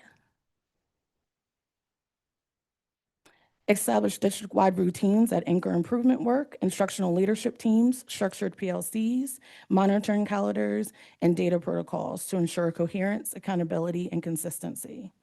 360 data for impact, using 4 lens models: student learning outcomes, demographics, school environment, and implementation fidelity to drive data-formed instructions. And responsive monitoring through quarterly impact meeting, district support plans, and wraparound support sessions as needed. We continuously monitor, celebrate success, and respond proactively to needs, ensuring every school receives the right support at the right time. Next slide, please. As the board has seen before, our DPS tiering system takes a growth-focused, strengths-based approach to understanding school performance. It provides a clear picture of where each school is in the improvement journey, not just a label, but a guide for support. By examining the domains, culture, leadership, engagement, and growth, we're able to identify what schools need most to continue moving forward. The tiering process helps us align our resources and professional learning so that support is responsive, not generic. This ensures every school receives what it needs. Monitoring. Our approach to monitoring and support is built on proactive support and supportive accountability. Focuses on what schools are doing and how they know it's making an impact. Every school documents their process in NC STAR and it's reviewed by our team. Written feedback and follow-up sessions ensure the school stays focused on both implementations and outcome. This year, we've introduced impact meetings that occur quarterly for our foundational schools and with additional sessions scheduled when data suggests emerging concerns. All schools also engage in the mid-year checkpoint that reflect and adjust in real time. These meetings are centered around key questions. What are we doing? Is it working? How do we know? And what will we do next? The process allows us to intervene early, before challenges become barriers, by deploying coaching, resources, or a district support plan as needed. It also allows us to lift up best practices that are driving success in our schools, in the district to identify and address systematic issues that require broader solutions. Next slide, please. This timeline on the slide ensures schools are able to follow the continuous improvement cycle, receive support and implementation, and stay in compliance with state mandates and guidelines. Next slide, please. All plans are available for public viewing. Families will receive information with an overview of school improvement planning, how to access the school's plan, and a link to provide written feedback. That feedback link will remain open to ensure families may receive the information and provide feedback. All feedback is shared with school principals, and relevant feedback is then shared with school improvement teams for consideration. Next slide, please. Thank you for your time. Again, this is for information. After that, you will have time to review. Our community will also have time to provide feedback, and we will bring this back to you for approval. I open the floor for any questions. Thank you, Ms. Stevens. Colleagues? Ms. Haragoff? No questions, just a comment, and thank you so much. I just wanted to lift up how in this presentation, you remind us that, our low-performing schools as, labeled by our state mandates is not the true narrative of what's going on in our buildings. Too often, that title in and of itself assigns this narrative about our students, our scholars, and our building professionals. I would like to flip that and to remind people that sometimes when you see a school that's been labeled low performing, those are the places where you're going to see some of the most incredible work. You're going to see some of the strongest kids working through some of the greatest challenges. And so those are the places that we are also very, very proud of.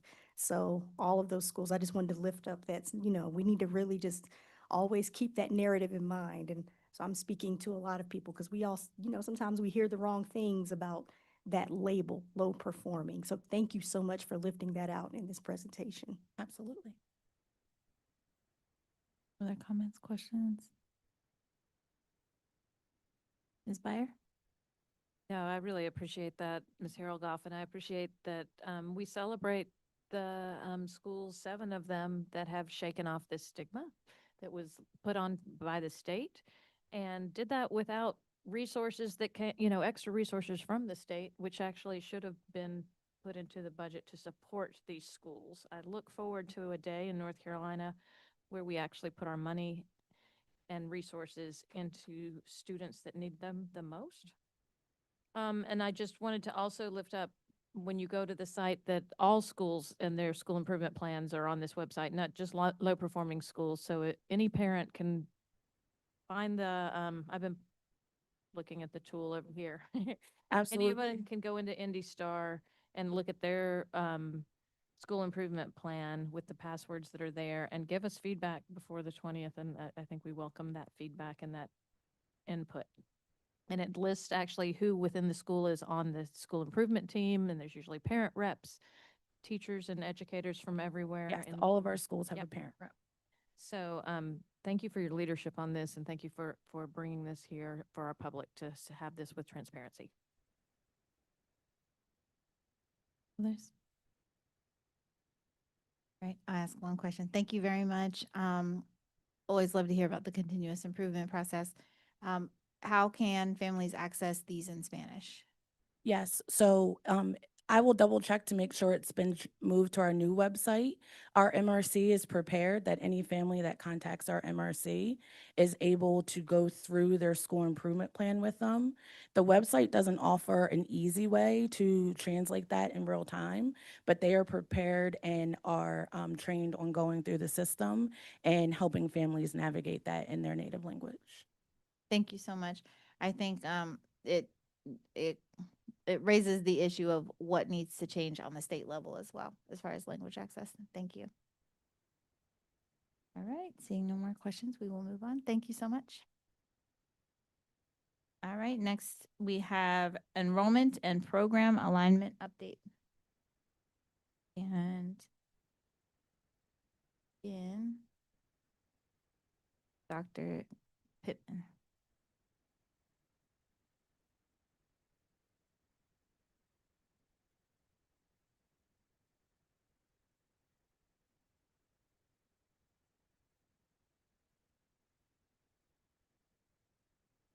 Good evening.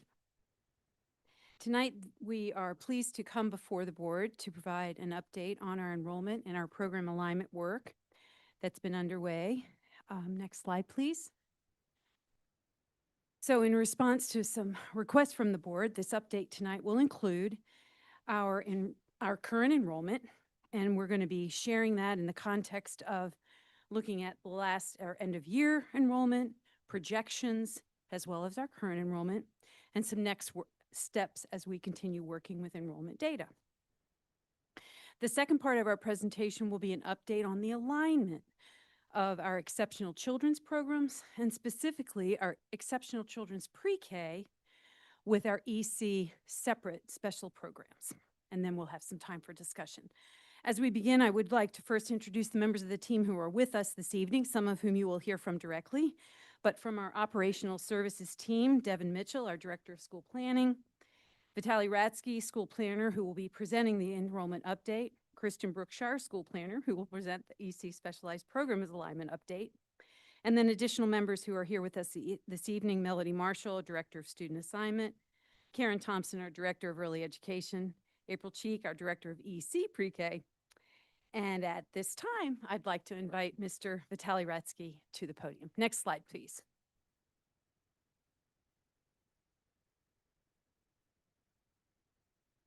Good evening. Next slide, please. So in this, sorry, I can't see the screen. But in this enrollment update, we're gonna do 4 things. So first is to provide a preliminary enrollment update.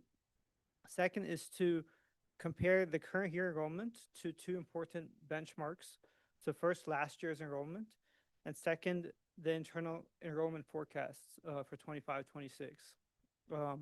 Third, we're gonna review a few contextual data points relating to this year's enrollment, but with important caveats that we do not have official month 2 membership last day enrollment numbers yet. And we also don't have a full explanation for these enrollment trends. So we just have some data that we can share, but we don't have a full explanation. So I will explain how we're gonna get to that explanation. And finally, we're gonna propose a more consistent timeline for reporting of enrollment data so that when we come to you, we can have more information. So next slide, please. So in this table, you can see the enrollment by grade, and comparing this year's enrollment, 25-26, against the previous year, 24-25 enrollment. So in column 1, you have the planned capacity by grade in the district. Column 2 is last year's enrollment, membership last day, month 2. Column 3 is the utilization for last year, which is just the enrollment divided by the planned capacity. Column 4 is the 25-26 enrollment, which is this year's enrollment, with an important caveat that this is not membership last day, month 2. This is just unofficial kind of what was in the student information system on day 20. So it's not even official day 20 enrollment, it's unofficial enrollment numbers. And column 5 is the difference between this year and last year. So comparing 8th grade this year against 8th grade last year, 7th grade this year against 7th grade last year. And column 6 is the utilization for this year. So you can see that, overall there are, enrollment decreases pretty much across the board. And the total number of students with these preliminary numbers, and these numbers will change as we get official numbers, about 1,000 students down from last year. To summarize some of the findings from this table, the kindergarten enrollment decrease of 151 compared to last year, may partially be explained by a dip in the births in Durham County 5 years prior, and we'll have another slide on that before in a couple slides. The other elementary grades are a little bit less clear at this time. And then, the big change in 9th grade, it's just very difficult to forecast 9th grade because there's a lot of things going on in 9th grade, including, a lot of student retentions. And so we don't know if this change is driven by a change in the number of retentions or the change in the number of students or, partially some of both. So, we're, like I said, we're still working through a lot of this data, and it's just coming in. Next slide, please. So in this slide, I just want to give a broad overview of how enrollment forecasting works. The graph shows DPS enrollment over the last about 15 years. And you can see the red line indicates the COVID year. And you can see that we had a pretty straight trend since COVID. And in the big space on the right of the graph indicates what's going to happen next. And well, nobody knows what's going to happen in the future. And so the best we can do is to provide an enrollment estimate, a forecast based on understanding the context at the district level, at the state level, and just using past enrollment trends as best as we can. And as you can see, the past enrollment trends over the last 5 years have been pretty straight. So, when we did the forecast for this year, the forecast was pretty constant enrollment. And so, so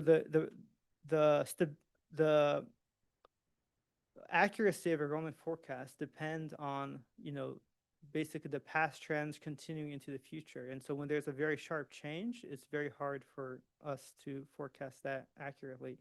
And then just a brief overview of enrollment data that we use to make these forecasts. There's not like one enrollment number that's like everyone agrees on, this is the enrollment number that should be used.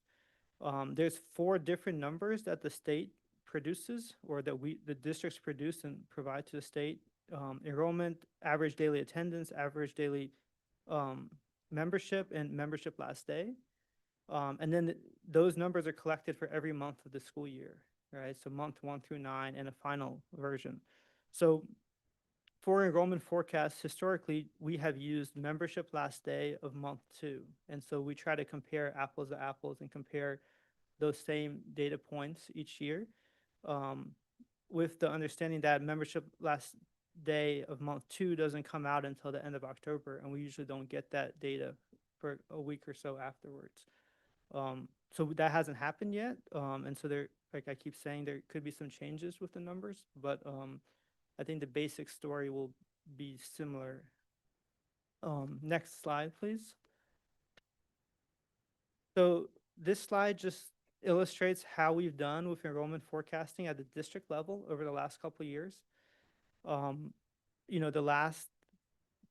column 1 is the actual enrollment membership last day, month 2, and then column 2 is the final forecast that we used, and columns 3 and 4 are the difference between the forecast and the enrollment. So as you can see, over the last 3 years, we've done a very good job with enrollment at the district level. And so obviously forecasting each individual school or, within that is more difficult, but at the district level, we've benefited from very constant enrollment trends. But this year, as you can see, there's a sharp change in the enrollment, and And basically we had projected basically constant enrollment. So whatever we are off from last year is the same, that is basically the same thing that we're off from the forecast as well. So next slide, please. Um, now we're going to go, so those are the enrollment numbers compared to last year and compared to the forecast. And now we're going to go into a few just contextual slides to just give you an idea of some of the data that we're looking at. But this data does not tell the full story and is not going to answer all your questions about enrollment change.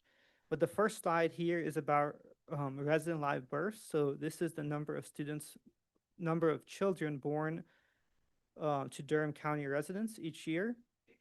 So as we can see where the vertical red line is, there was a slight decrease in births, kind of the year of COVID, though I don't know that it had anything to do with COVID. And so, you know, those children now 5 years later are coming into kindergarten. So, I mean, it's not a big decrease. It's, you know, about 100 students. So, you know, this probably does not explain all of the decrease in kindergarten enrollment, but, you know, it could be part of the story. Yeah. So next slide, please. So another contextual factor is the enrollment by month. So this just shows the membership last day enrollment at each month during the last 3 years. And what I take away from this graph is there's a kind of wave-like pattern to enrollment throughout the school year. Enrollment tends to increase in the first 2 months of the year, which is why we use month 2 and not month 1 when we do enrollment forecast. And then it decreases a little bit throughout the year and maybe increases a little bit in month 9. You know, please keep in mind that the y-axis here is quite zoomed in. So like all of these changes are not very big changes at all throughout the year, but you know, there is some change throughout the year. And it does look like in 23, 24, there was less of a kind of enrollment decline in the second half of the year compared to other years. And that might have something to do with enrollment increases last year, but you know, it's very, you know, hard to take away definite lessons from this. But this is just data that, you know, we're looking at and looking for patterns and trends. Next slide, please. So this slide provides the another contextual factor is the NC Opportunity Scholarship, as I'm sure everybody knows about. So I just took data from this website in terms of the number of students in Durham County who were received an opportunity scholarship. As we can see, it has gone up each year, and it has gone up 360 students from the previous year. But it went, you know, and that might explain part of the enrollment change, but you know, it went up 1,000 students, you know, in 24, 25, and we had enrollment growth that year. So, you know, this is definitely something that we're going to keep watching. But again, this is just contextual factors that we are keeping our eyes on. Next slide, please. And then the final piece of contextual factors is the charter school enrollment trends. And this just shows very simple enrollment trends over the last, you know, 15 years or so. But it doesn't include this year, so we don't have this year's data fully analyzed yet. And yeah, and just charter enrollment is something that we keep an eye on, and we can do more to see how to factor that into our forecast in the future. But definitely something we're keeping an eye on. Next slide. So with those contextual factors out of the way, I'll talk about next steps. Ultimately, understanding the enrollment change is very important for the accuracy of future forecasts and also for district planning.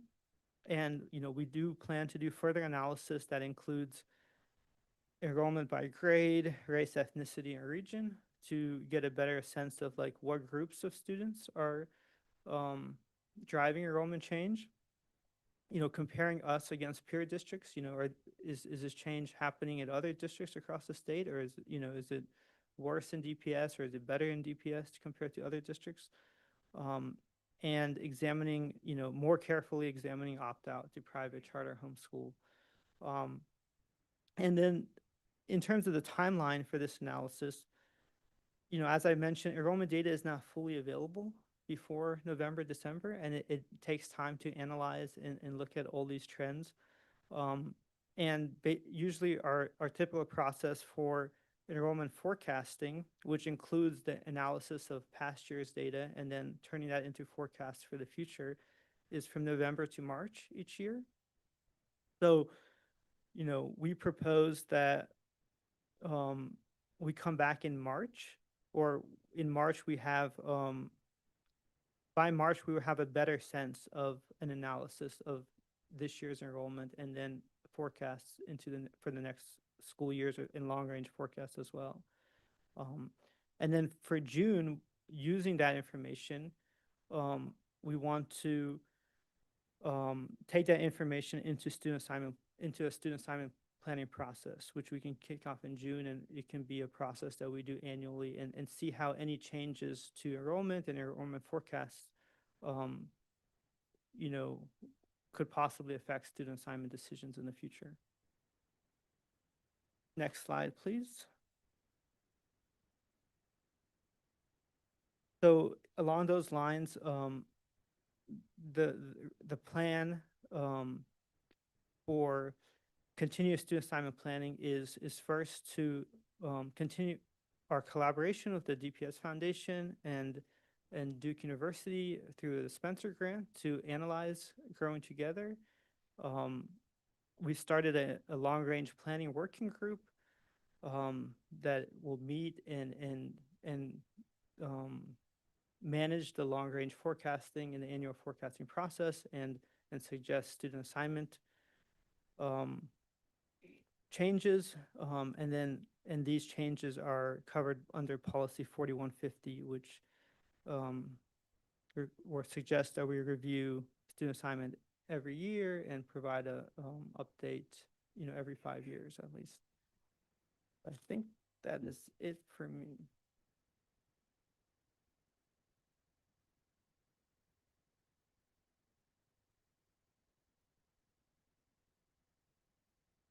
Thank you. Next slide. All right, so while this topic is not directly related to enrollment, it's another topic for which the board had requested an update on, and I will add that enrollment is one of many factors that DPS considers when looking at placement and new classrooms for EC specialized programs. So next slide, please. One of the main goals of Growing Together was a student assignment plan that affords an equitable geographic distribution of suitable classrooms for the district's EC specialized programs and affords space to meet Durham County's goal to expand pre-K access. So to achieve this goal, staff from the Exceptional Children's Services Department, Early Education and School Planning meet regularly to facilitate aligned EC continuums, the high-level identification of spaces for future pre-K, and improved regional access for EC focus areas. Next slide. This slide offers a high-level overview of the process.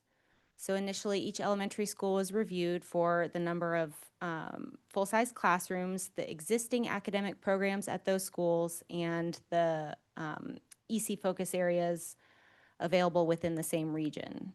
So recommended placements for every elementary school could be fulfilled through relocations or through opening new classes. And in a few instances, the focus area that was at a school for an EC pre-K class was changed to align with the EC K-5 classes that were already at that school. So elementary EC continuums are either 2 or 3 classes depending on the size of the school. So some schools for K-5 might have 2 where there's a K-2 and a 3-5, and some schools have a K-1, 2, 3, and 4, 5 in addition to at least 1 EC pre-K class. And then the timeline for relocations and new classes is always subject to budget, staffing, and facility constraints, and mainly that would be like an upgrade to a classroom to make it suitable for an EC or pre-K program. Next slide, please. So this slide illustrates an example from the East region of how alignment and expansion efforts reduce transitions for students going forward. So Oak Grove Elementary is the example. They previously had a pre-K AU class for students with autism and related disabilities, a pre-K DN class for students with developmental needs, and at the time they had the K-5 COPE program as well. So a pre-K student in an AU class who needed to stay in the AU program for kindergarten would have had to, they would have likely stayed within the region, but they would have moved to Merrickmore or Spring Valley to continue on for kindergarten. So today, with some of the program moves that that DPS has made, that pre-K AU would likely start at Merrickmore or Spring Valley. And so in addition, you'll see the new classes in bold on the slide. So that Merrickmore now has a pre-K class, and then it's also noteworthy that Spring Valley expanded its continuum during this time frame, adding the 4-5 class as well. And then for the pre-K DN example, that student would have, if they needed to continue on to DN for kindergarten, they would have been assigned out of the region and likely had to go to Holt or Lions Farm for the rest of their elementary education. And today, that pre-K DN student could start at Oak Grove and stay at Oak Grove now that there is an expanding K-5 continuum at Oak Grove. Next slide, please. So as of this school year, the alignment work is complete, meaning that there are no more mismatches between one type of EC pre-K program and the K-5 EC program at a school. So since the 23-24 school year, there have been 10 classroom moves for alignment and 7 new classes for expanded regional access. For the next school year, there are 3 more new EC classes pending to either expand or complete continuums at schools.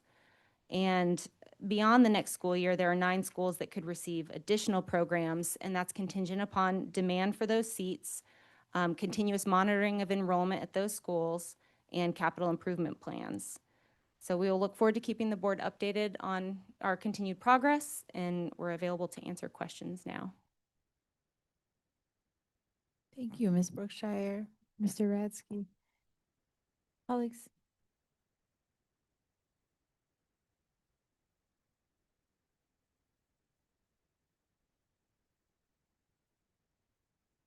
Is there anybody?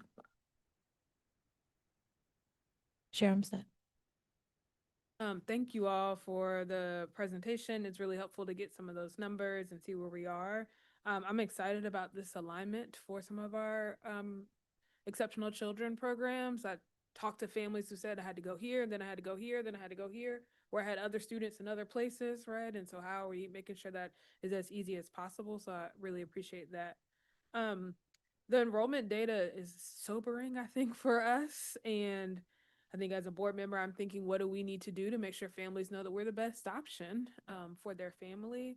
And so I know there's more information to come around predictions and kind of deeper analysis on that. Because I did have that question. I was like, in a previous presentation, we talked about enrollment increasing. How does this number maybe change that? But I'm also interested in maybe like programmatically or marketing. I don't know if this communications programs, like how are we thinking about making sure that we are positioning ourselves as the best option? Are there lessons learned from the numbers regarding the programming pieces that we might need to be considering implementing on? So how can the numbers help us tell the story around the kind of academic pieces as well? But thank you all.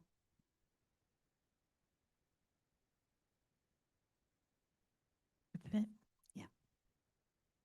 Shall we plug the Showcase of Schools on November the 22nd? Come and learn about all the wonderful things happening across every school in Durham Public Schools.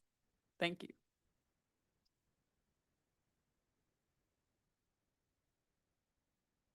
Ms. Byer. So can I be more explicit that this is, I look forward to you all having the month 2 data, and I hope that there is some uptick as we've reached out and found children.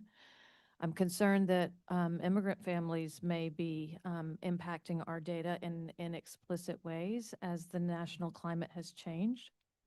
I also want to call out explicitly to our families, as you saw in the data release, that your best choice is Durham Public Schools. When more choice is not always better.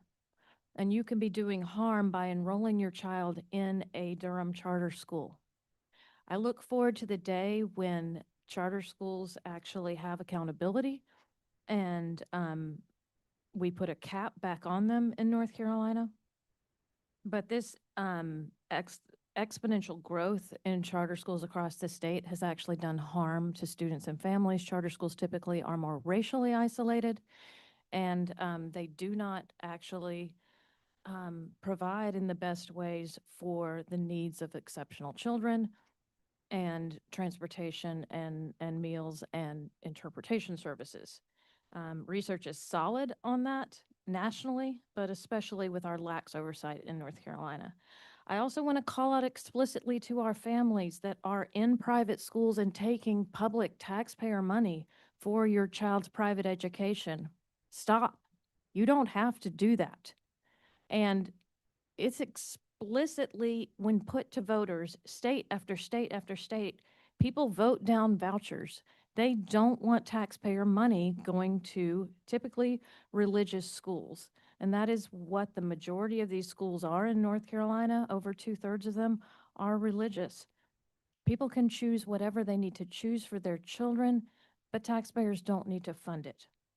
And so in Durham, let's be different.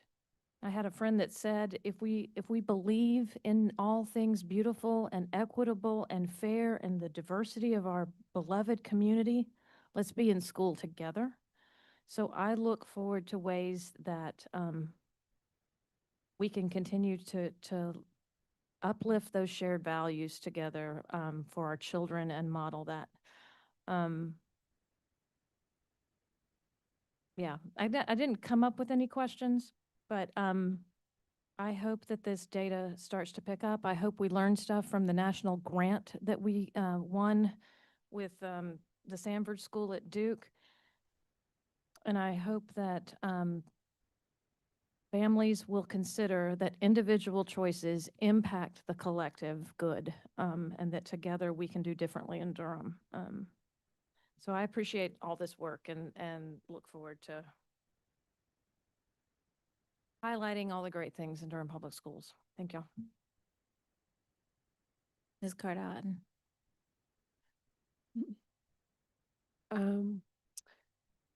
I am eager to learn more and eager to hear more about the questions y'all are going to be asking and who you're going to be talking to. And because the fact is, families are choosing to leave because they perceive that another school is better for their family. And that's their choice, right? That they can make.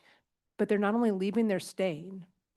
So they're leaving to go stay in a charter or to move from one charter to the next or to a private school, and then they're not coming back to Durham Public Schools.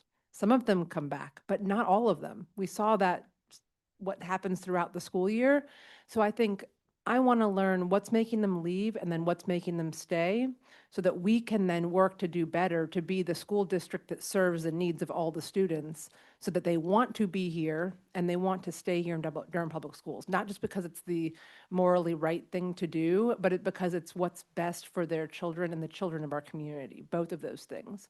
So I guess my question is, can you share a little bit more with us about your plans to, like a little bit deeper into your plans to explore this and when we will get an update on what you've learned and with what frequency we might be getting those updates?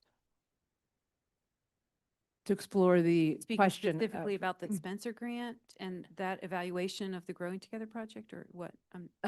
Right, that and any other work that your departments are doing to look at the why behind the data. Does that make sense? I'm not sure. We had some conversations when we were looking at this presentation in cabinet. We do exit surveys for our staff. Are there opportunities for us to do exit surveys or for our families that leave us as it relates to the why? But here's the thing: typically, our families they are committed to their school, right? And so as we think about what our schools can do to ensure that if there's an upset parent, or sometimes it's just word of mouth from other parents that are enrolled, that have their current child enrolled in a charter school, that are, having these conversations with our parents, about, this myth that charter schools equals better. Well, I mean, we know just based on our data that, if I could steal Maury, what's Maury's last name? Povich, Maury, the talk show. That is a lie. Our schools, 88% of our schools met or exceeded growth, while 71% of charter schools met or exceeded growth. And it was 5 charter schools that had negative growth index. And so for this misconception to be out in the community that charter schools equal better is just certainly not the case. So yeah, we can absolutely dive a little deeper as it relates to, and maybe question and begin to interrogate when parents decide to go to the school to disenroll, have a way to really catch some data as it relates to why they're deciding to pull their children.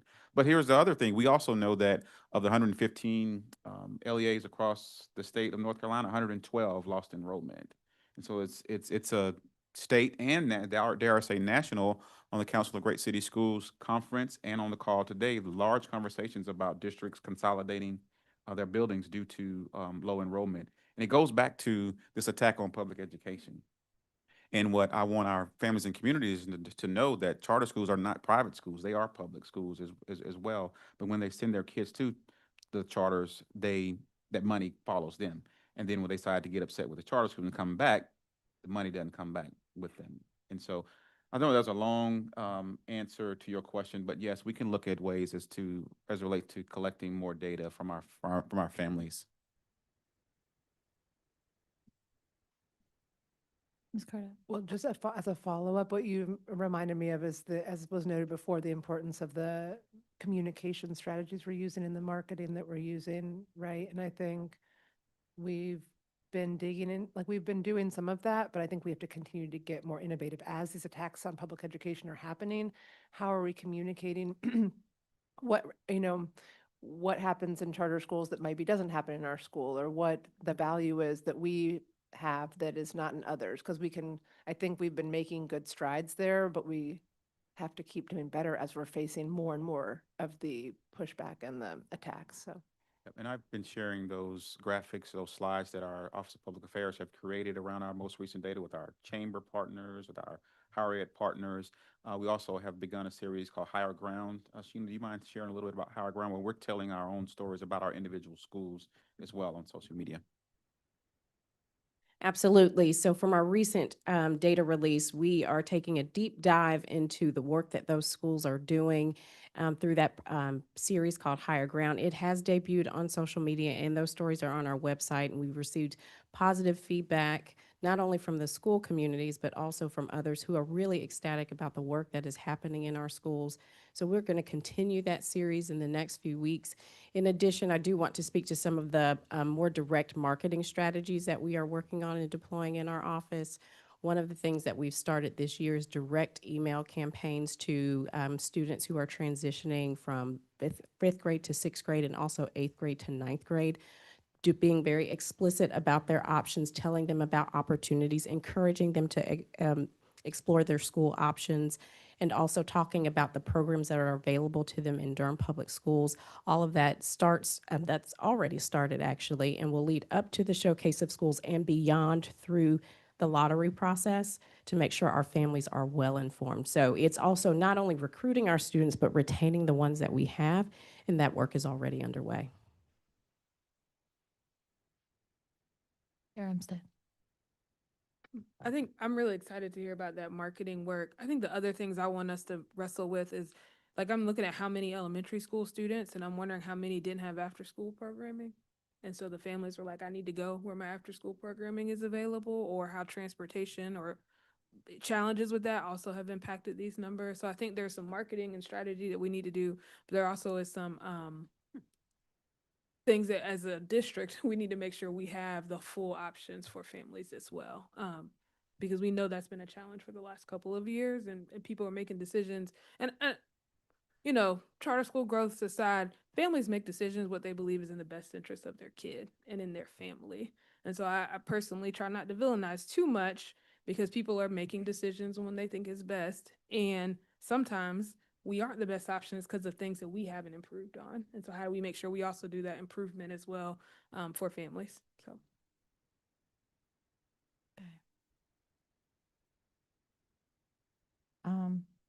Thank you so much.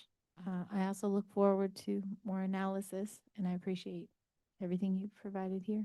So thank you. Thank you, Dr. Pittman and team. Thank you. All right. We pretty much stuck to our 30 minutes. That's great. And now we are going to our C, which is Chromebook repair service contract. Vinjumi?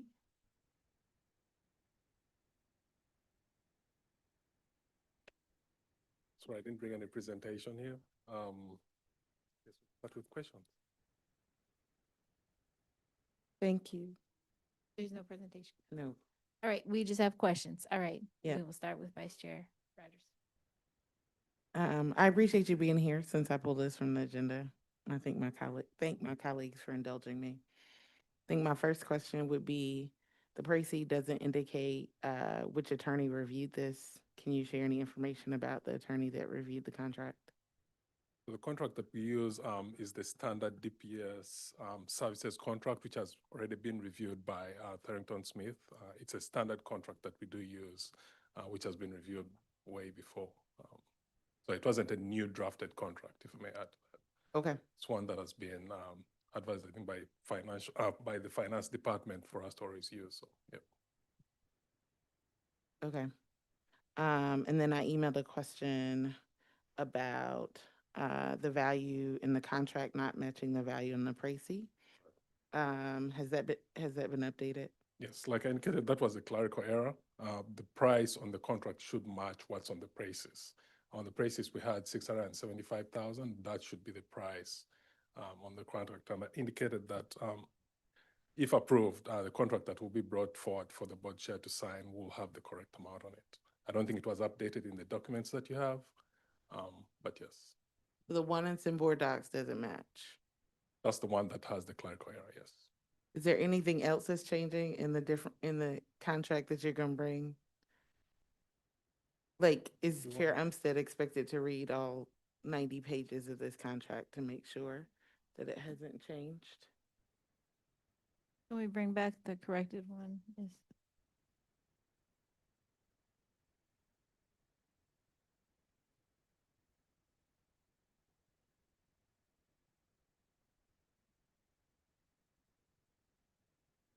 Can bring back the corrected one, yes.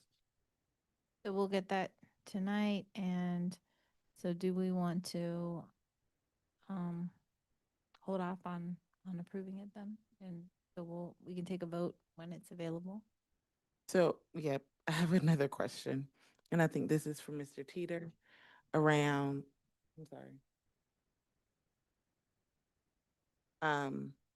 around the open PO.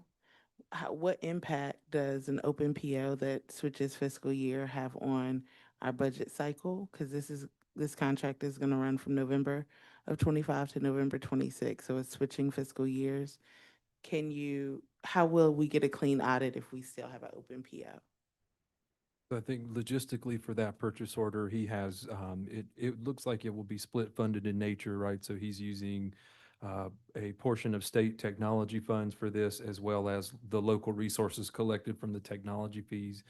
So they will need to spend down the state portion first and make sure those are exhausted during this year.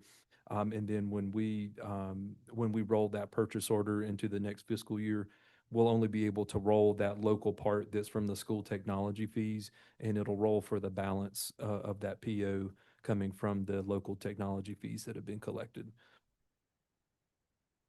But then any invoices received for services rendered in 24 or in 25, 26, right, we'll have to make sure that those are paid against this year's funds, and then whatever we roll into next year on that PO will have to be only for anything that we do from July to November. So we'll just have to work with technology to manage that carefully.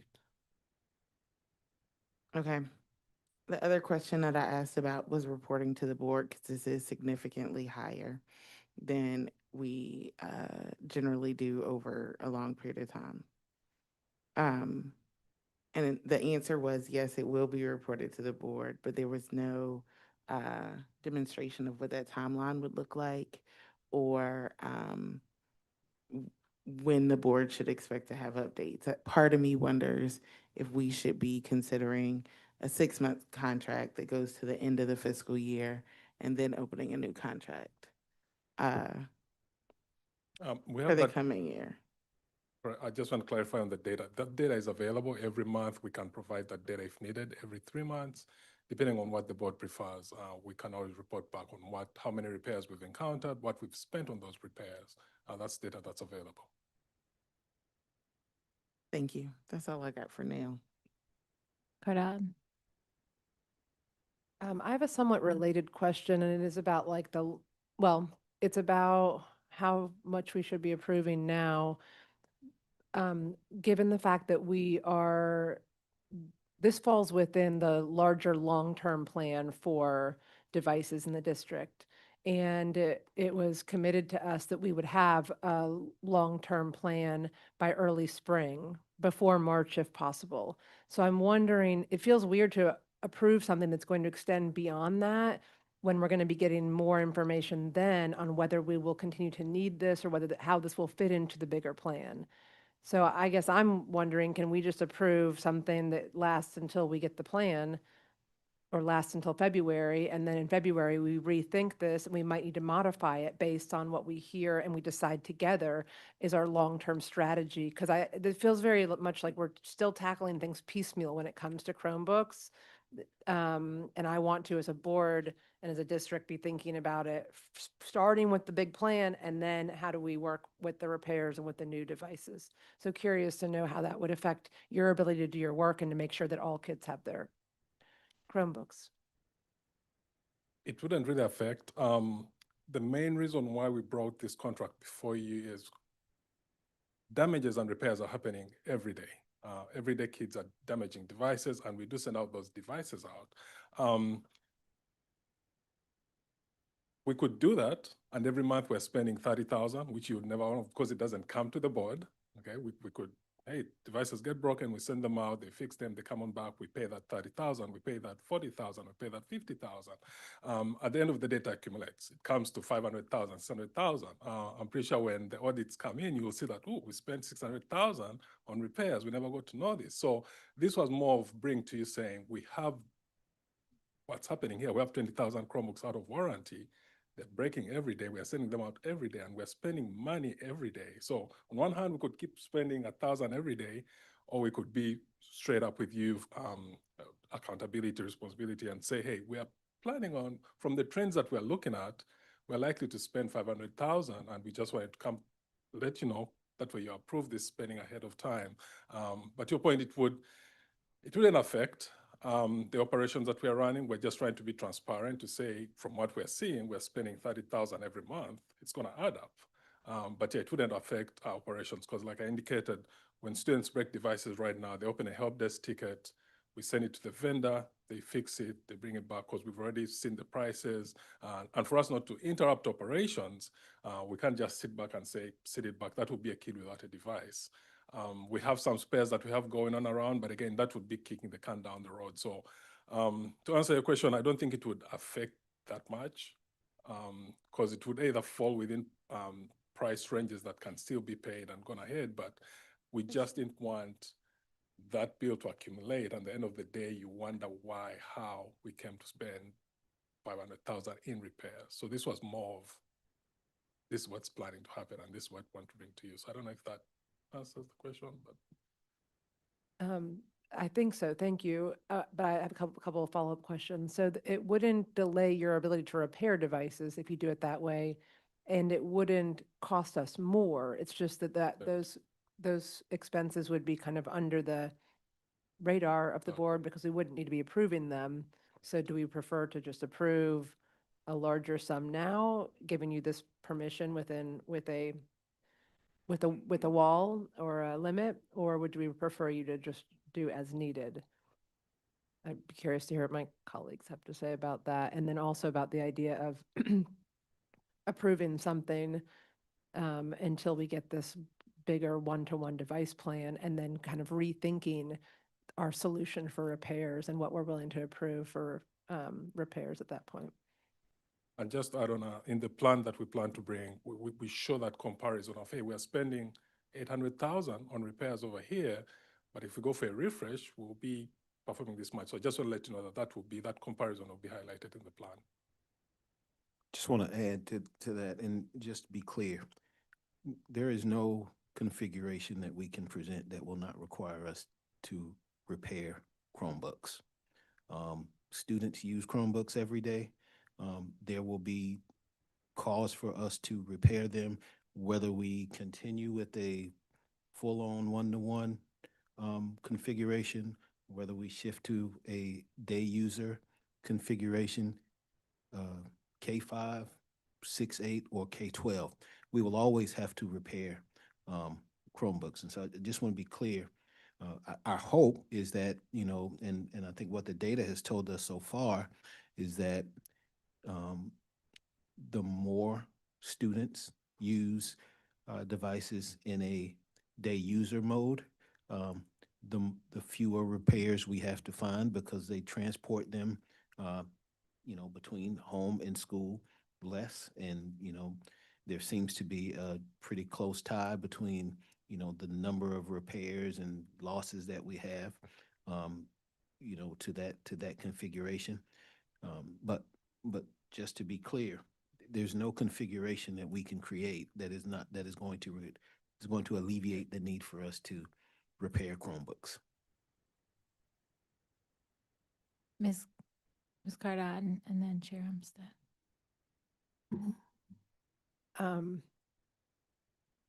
Thank you.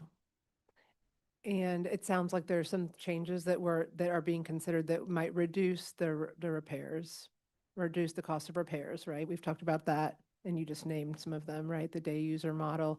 And I think we've talked also about ways that we could continue to support our staff and our students in taking care of their devices so that we reduce repairs. I'm not saying that we're not going to always be paying for repairs. Of course we are. That would be unicorn world where we didn't have to repair devices. But I'm saying that we have to consider that and the cost of devices more holistically when we're thinking about how to move forward in this climate of fiscal uncertainty with limited resources. How much are we spending on the repairs? How much on the devices? Who's getting what and when? That should all be a package that the board has an opportunity to look at together and receive recommendations from those in the district with expertise and who are thinking forward to the future. Yeah, but I think the way we approach that is frankly with this kind of structure where we provide a précis and a proposal with a number as a maximum that we're going to spend, right? And to be clear, our focus is going to be and will continue to be on making that reducing that number as much as possible and taking every step we can to do that. And as we identify, savings in terms of that process, I think that the number is $675,000.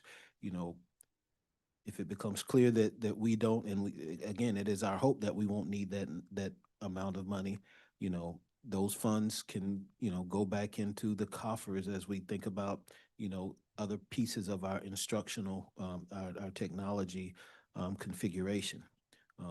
But your point is well taken. But again, I just want to clarify, we have the set of Chromebooks that we have. A large majority of them are outside of warranty. They are aging devices.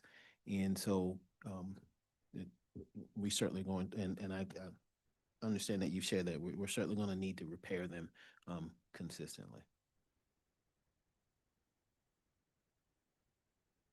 Ms. Harbaugh. I was just going to say that I my understanding is that the funding that we're using, that number was set based on what we've historically been spending already, and that our Chromebooks, we do have to maintain them, and so I'm in favor of approving that number with the cap on it, understanding that hopefully they won't reach that number, but they'll have it available rather than it coming back, because it's not, knowing the number of Chromebooks we have, it's not, to me, the number is not any different than what it has been historically for what we need to do to maintain what we currently have. So I really appreciate the systems that they're building as we're thinking about whether, what's going to be one-to-one and so forth and so on. But having that number up front for me feels more realistic, knowing that there's a cap on it, and then they're coming back if they have to go beyond. If they see that we're about to go beyond this, then it will be coming back to the board for us to revisit. But I don't think it's unrealistic that this would be needed. And even if we do have this amazing funding and we're able to do this massive technology refresh, we're still going to have to figure out ways to build and sustain all of our systems, for technology, for maintenance. All of these things have to be part of the way that we structure our budgeting. So I see this as a step towards that. I appreciate having the number up front.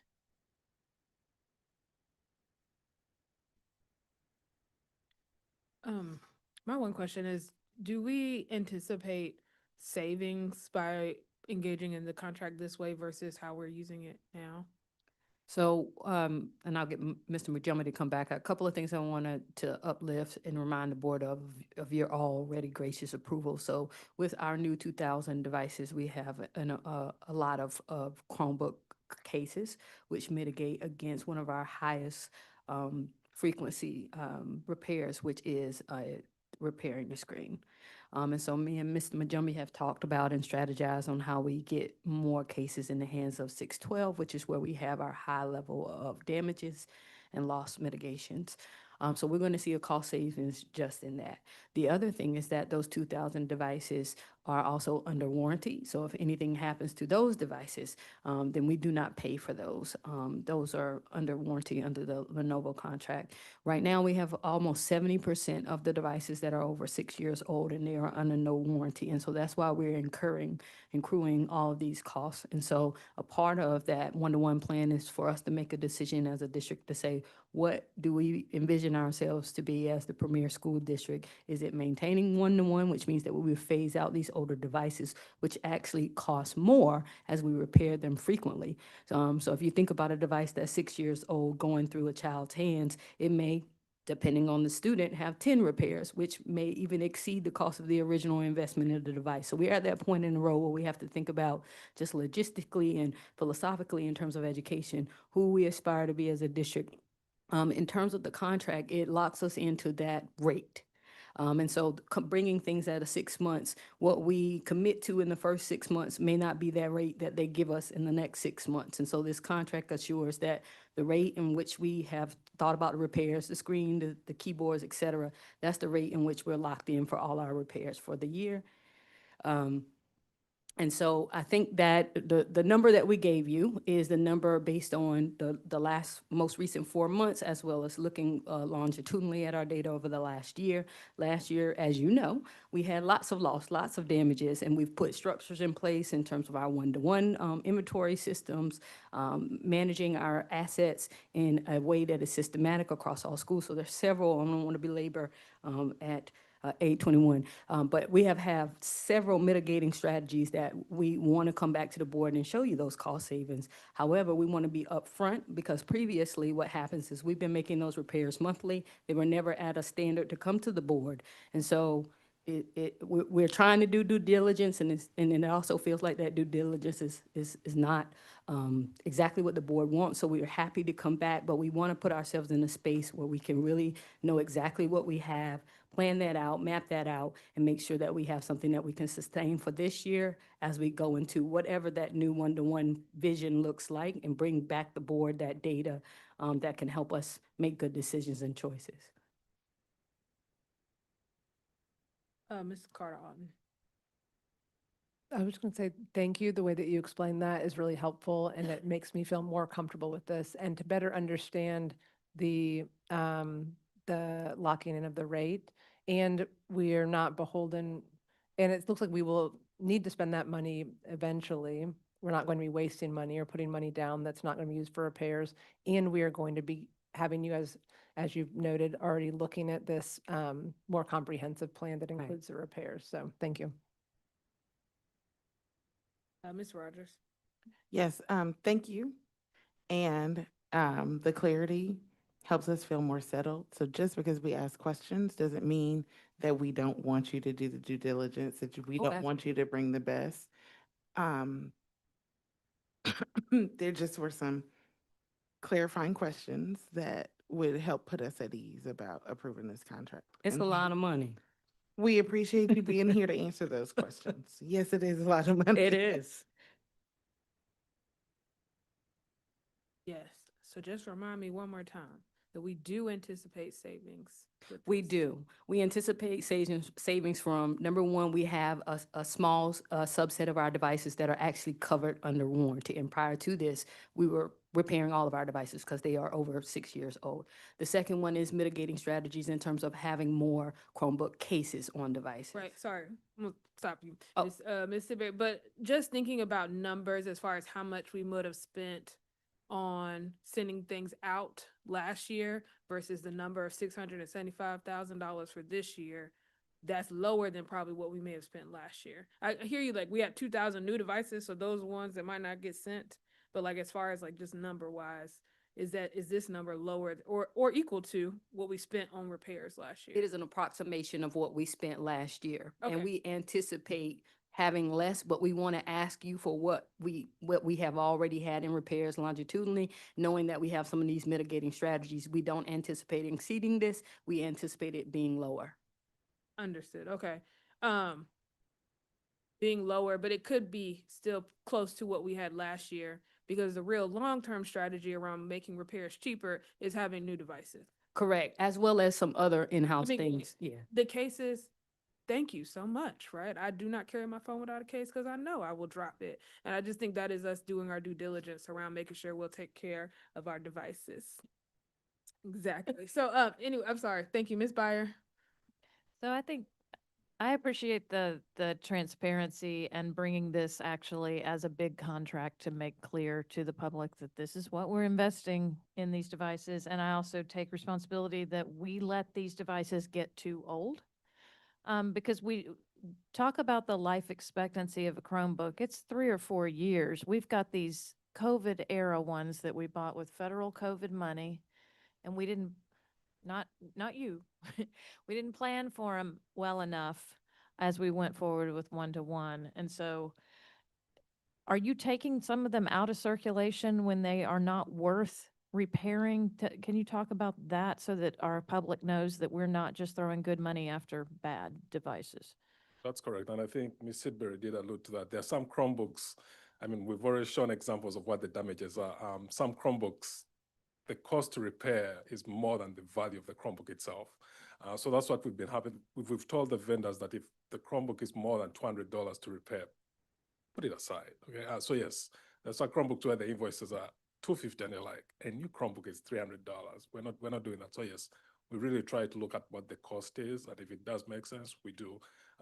We had put the cap at $200, saying if the repairs are more than that, put it aside. We'll use it for spares. So yes, and that would include damaged screen, damaged everything. But yes, we do look into it.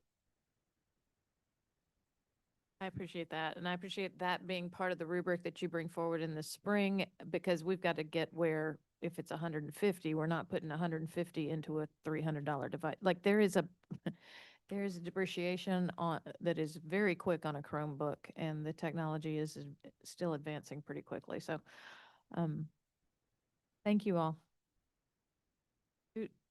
Are we ready for a motion or no? We need the new. You're gonna upload the. We need to revised. upload the revised contract. So, board members, are you all okay with us moving this to the? I don't know where that process is and being uploaded. But let's move this to so let's move it to 5B, or Yeah, down here under Board of Education. Board Chair Armstead, if I may, can I update the board and public on one more thing?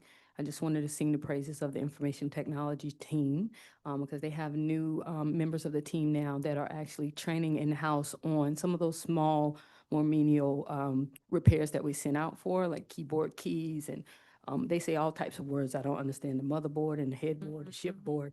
But I will just say that a part of that mitigating strategy is that now we do have different personnel in information technology that are now training each other on how to do some of those repairs in-house, as well as Mr. Mujumbi has an excellent internship with students who are also being trained on making those repairs. So the team is doing some great work.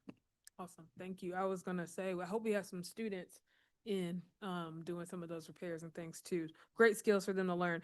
So we'll move, if the board is okay, if we move that to 5B, and then that would be just approval of the contract and no additional discussion.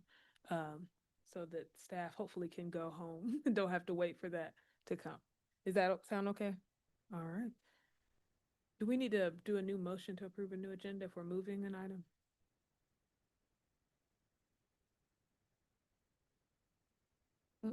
I move that we move, whatever this item is, the Chromebook contract. The Chromebook repair service contract to be the new item 5B. Second. Been moved by Ms. Byer, seconded by Ms. Harold Goff. Is there any other discussion? All those in favor say aye. Aye. Any opposed? It passes 6-0. Ms. Chavez had to step out and she will be returning shortly. So the next item on our agenda, we are going to the development of the Legislative Steering Committee. Pass that over to Vice Chair Rogers. Everybody, thanks colleagues for allowing this opportunity on the agenda. I wanted to have a conversation as a board about whether or not we wanted to host a Board of Education Legislative Steering Committee. And so in previous years, members of the board would put together our legislative agenda for a presentation with the local delegation.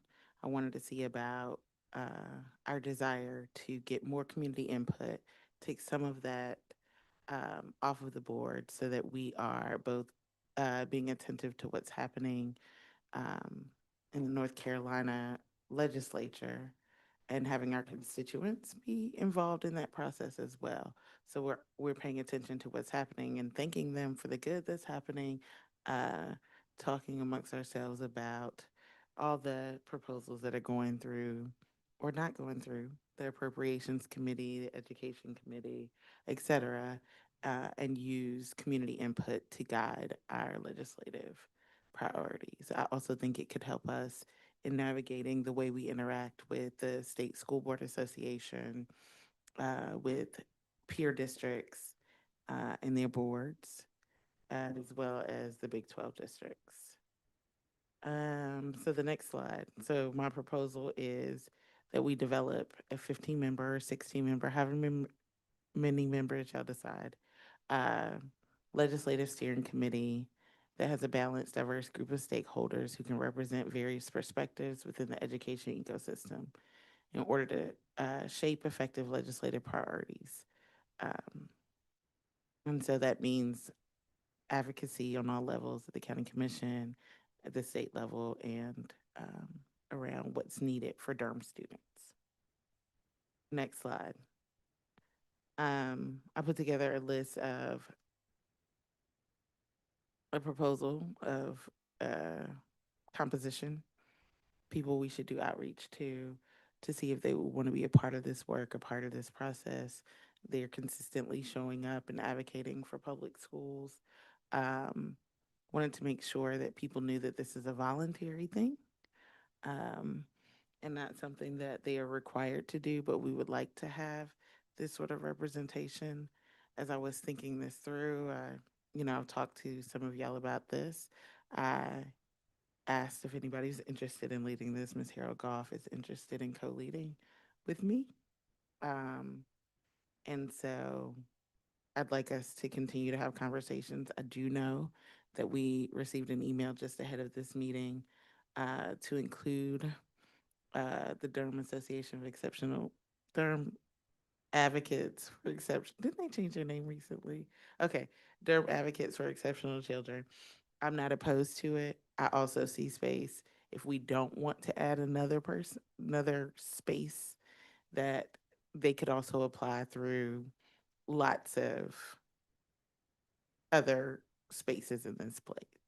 EC associated advocates can apply in lots of different of these positions, but I'm happy to add another space for them, and that's entirely up to y'all.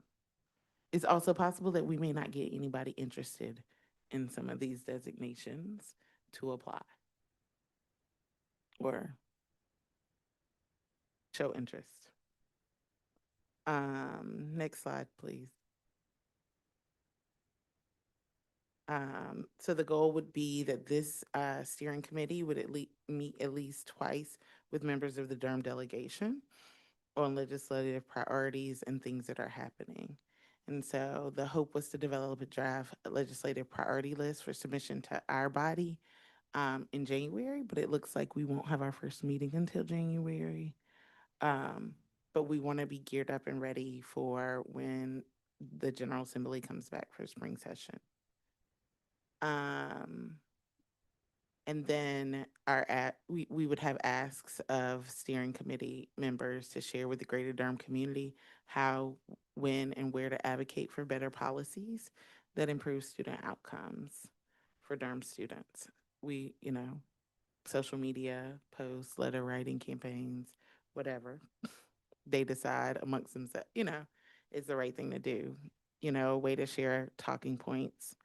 And then develop the legislative priorities for us to use as we go into conversations with the delegation, county commissioners, with other boards of education, so that we're all advocating for public schools across the state.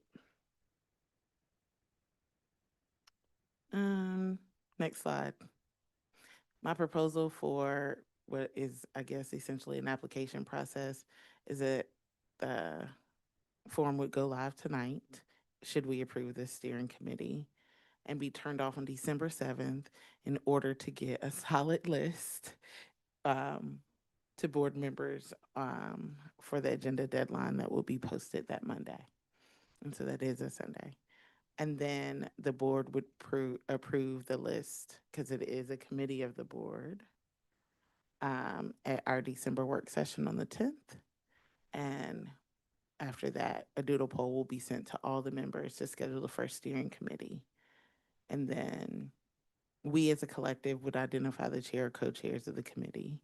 And then at that first meeting of the steering committee, there will be a secretary elected, is responsible for submitting the minutes to the board members that serve as the chair of the committee, and then the board clerk and chair of the Board of Education.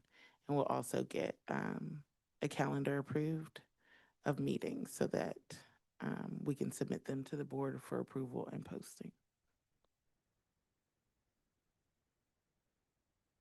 And then the next slide talks about considerations, beginning with the NCSBA legislative agenda, NCAE legislative agenda, PTA's legislative agenda, and then priorities based on member needs, what they're hearing in community, what they're attentive to, develop talking points on current legislation. I also would like this to be our committee as a board, right? I can't follow every single policy or statute that's being developed for the General Assembly, and there are special interests from everywhere. And so I hope that people will give their input and say, hey, the legislative committee needs to pay attention to this bill. A heads up, an alert, or something will help. So it's all of ours together. And then we can do the work of advocacy. That's my last slide. I would like, I think, to answer questions, Joy, if you have anything you want to say. No, I'm just excited. to be working collectively like this on putting together a legislative agenda that we can then share with community to advocate. I think that's strong, a strong direction and some community engagement work that I'm very excited about. So that's why I said I would be interested in working to help with this.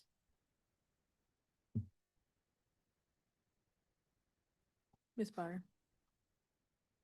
So I appreciate you all dreaming up this proposal that'll get us a more robust community engagement around just legislative priorities and working together as a community. I do like the idea of explicitly including someone from the Durham Advocates for Exceptional Children. I think that is a group that I could see needing explicit representation. And I wondered on your feedback form, I'm so glad you drafted it. Is there anything for someone to write beyond why? Is there a why? Is there collecting some narrative in case we get multiple people applying so that y'all can distinguish who's chosen if you have more people applying in each category, or just a paragraph or something? I didn't click all the way through because I didn't want to apply on your Google form, but I thought that might be helpful if we get multiples in different categories so that we can make appointments. So say why? Write a brief paragraph about why you'd like to. An serve. open-ended Yes, question. an Got open, it. yeah. Less than however many words, 200 words. I don't know, something like that. I thought that might be helpful. Any other feedback, questions? I'll go to Ms. Harold Goff, and Ms. Carter out, and then Ms. Harold Goff. Thanks so much for bringing this to us. This is really exciting. I think this has the potential to be really, really good for our district. I just had a few questions that came up for me as I was reviewing the presentation and listening. One was around the composition list. I agree that I would like for somebody from Durham Advocates for Exceptional Children to be included, but it also makes me, well, I'm wondering, like, how is that list created, and is there anybody else that might be missing that, like, I'm not thinking of right now, or that we haven't thought of? And one that comes to mind is like our immigrant population is really large here in Durham Public Schools, and policies that are coming down from the state and federal level are really relevant for that community. I don't know what that would look like to add them, or if Sembrando Raíces through the Durham Public Schools Foundation might be an appropriate. And yeah, now just brainstorming, but maybe could you share a little bit about like what you were thinking of with this list, and how we could think together about whether we've included all that should be included? The list is based on what other districts have done. So I looked at Guilford's legislative priorities, some other legislative committees in the state, and also included with Council Great City Schools. It is not all inclusive. I'm also happy to put a other box on here, and people can use their open-ended question to share where their affiliation is different. I do think that anybody in all of these, in any box that we could check, could be a high school parent, a middle school parent, teacher representative. They could be a part of any community. And so I wouldn't like say it has to be this person, that person. So I'm open to doing an other box, and people can say that they want to be included. Then we as a board in December will have to wrestle with how we reduce the number of people that are at the table for that conversation. Thank you. I think relatedly, I was wondering, to build on what Ms. Byer was asking around, like asking for a little bit more information about why folks want to be involved, is how will members be selected? Like if we have like 5, 6 high school parents, for example, that want to be part of this, will there be a rubric, or like what's the criteria? What will that look like? Whatever the board wants and decides on December 10th. So I haven't put together a rubric or set any criteria. It's similar, very similar to how we did the ad hoc committee on meet and confer, how we did the list of people who applied to interview our superintendent candidates. And so we would choose. We could also make it random, right? If we have 5 people that show up, we could do a wheel of names that show up as a DPSF representative. We could do a wheel of names for DPSF representatives, spin the wheel, and the person selected is selected. But I am looking at adding an open-ended question about what would you bring to the table, and I'm open to adding a other section to the form, but I'm not interested in eliminating anybody's voice or ability to serve. Can I ask a follow-up question? Ms. Carter, are you thinking that somebody might not fall in any of these other categories that would want to represent? Like, I'm thinking that we might have someone who's a parent or any of these categories that also has a strong interest around policies that impact immigrant families? Or are you thinking that we need a separate category? Does that make sense? Well, yeah, I think in the same way that we're interested in representation from Durham Advocates for Exceptional Children, I think I'm interested in lifting up the voices of those that may be most marginalized or may be most impacted by some of the policies right now. And so, yes, anybody who's a high school parent or middle school parent could apply, but if we don't, and I guess the board could then decide, it's a priority for us, whatever rubric we create, to identify those that whose voices we need to lift. So that could be one other way to do that. But no, I don't think they'd fall outside of those categories. I was just thinking and wanting to brainstorm together about who else should we intentionally include because we really want their voice in this group. That's helpful. I was just curious. I don't love the other category, but thinking about, I would love to make sure that there are representation for our Black families who often are marginalized in so many policies. I don't know how explicit we can get around our LGBTQIA families as well. I think the open-ended question might be helpful to allow for folks to expand on their interests that they're bringing to the table.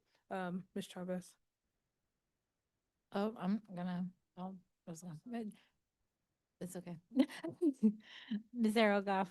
I was thinking about that composition part also prior to, and since we're talking about it, I was thinking we could present it as more of a suggested list. How many people do we want on the committee? We don't want more than 15, just limit the number and then have a suggested, we're looking for a representation that and then let people identify themselves when they submit their interest. So give some solid examples of people, organizations, things that represent all of the things that we want to uplift, and then just leave it open for people to self-identify in their in their question of how they, so I am, how would you identify I don't know how you say it. What community are you representing that you want to bring to the table? And they could, have the examples that you listed or, and other things included as an example, as opposed to we're looking for just this, and this, and this. And then just cap it and see what comes in. Saying we're looking, to fill, these are some priority things that we're looking to fill. Here's some examples of people who could apply. Where do you fall and why are you interested?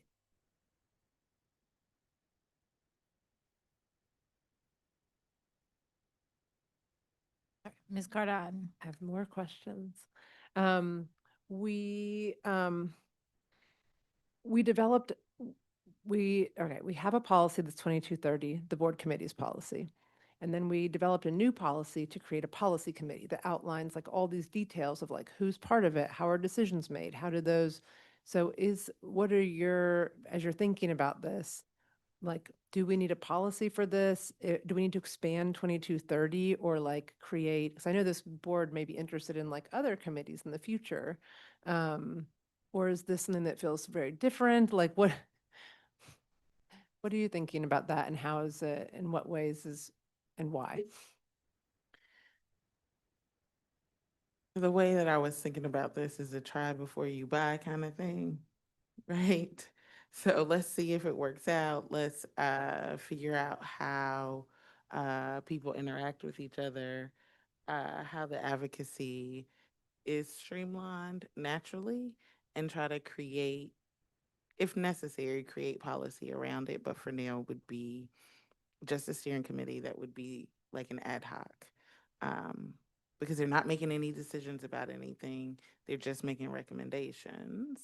Um,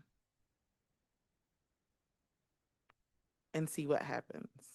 Because ideally, if it functions and it functions well, then we'll be able to have help as a community in monitoring how the General Assembly is pushing the envelope for public schools and how well they're doing, right? And how it's impacting our students.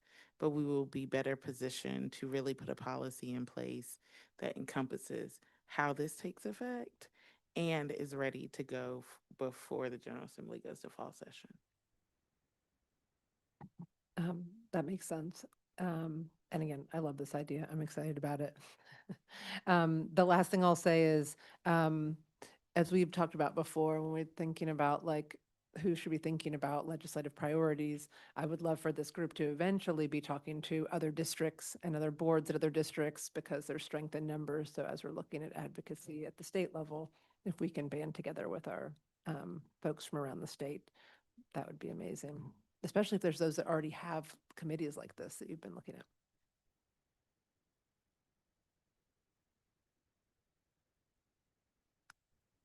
Okay, I'm not seeing other, okay, Ms. Byer? Can I make a motion that we approve a ad hoc legislative steering committee? The creation of a, yeah, as described in the slides and the discussion here? Second? Okay. It's been moved by Ms. Byer, seconded by Ms. Harold Goff. Is there other discussion? I have some questions, so I'll call on myself. So,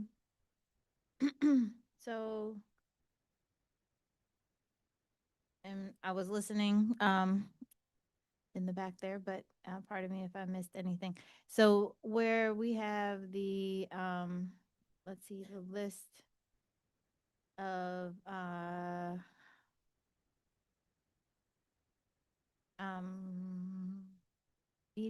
meet twice with members of the Durham delegation.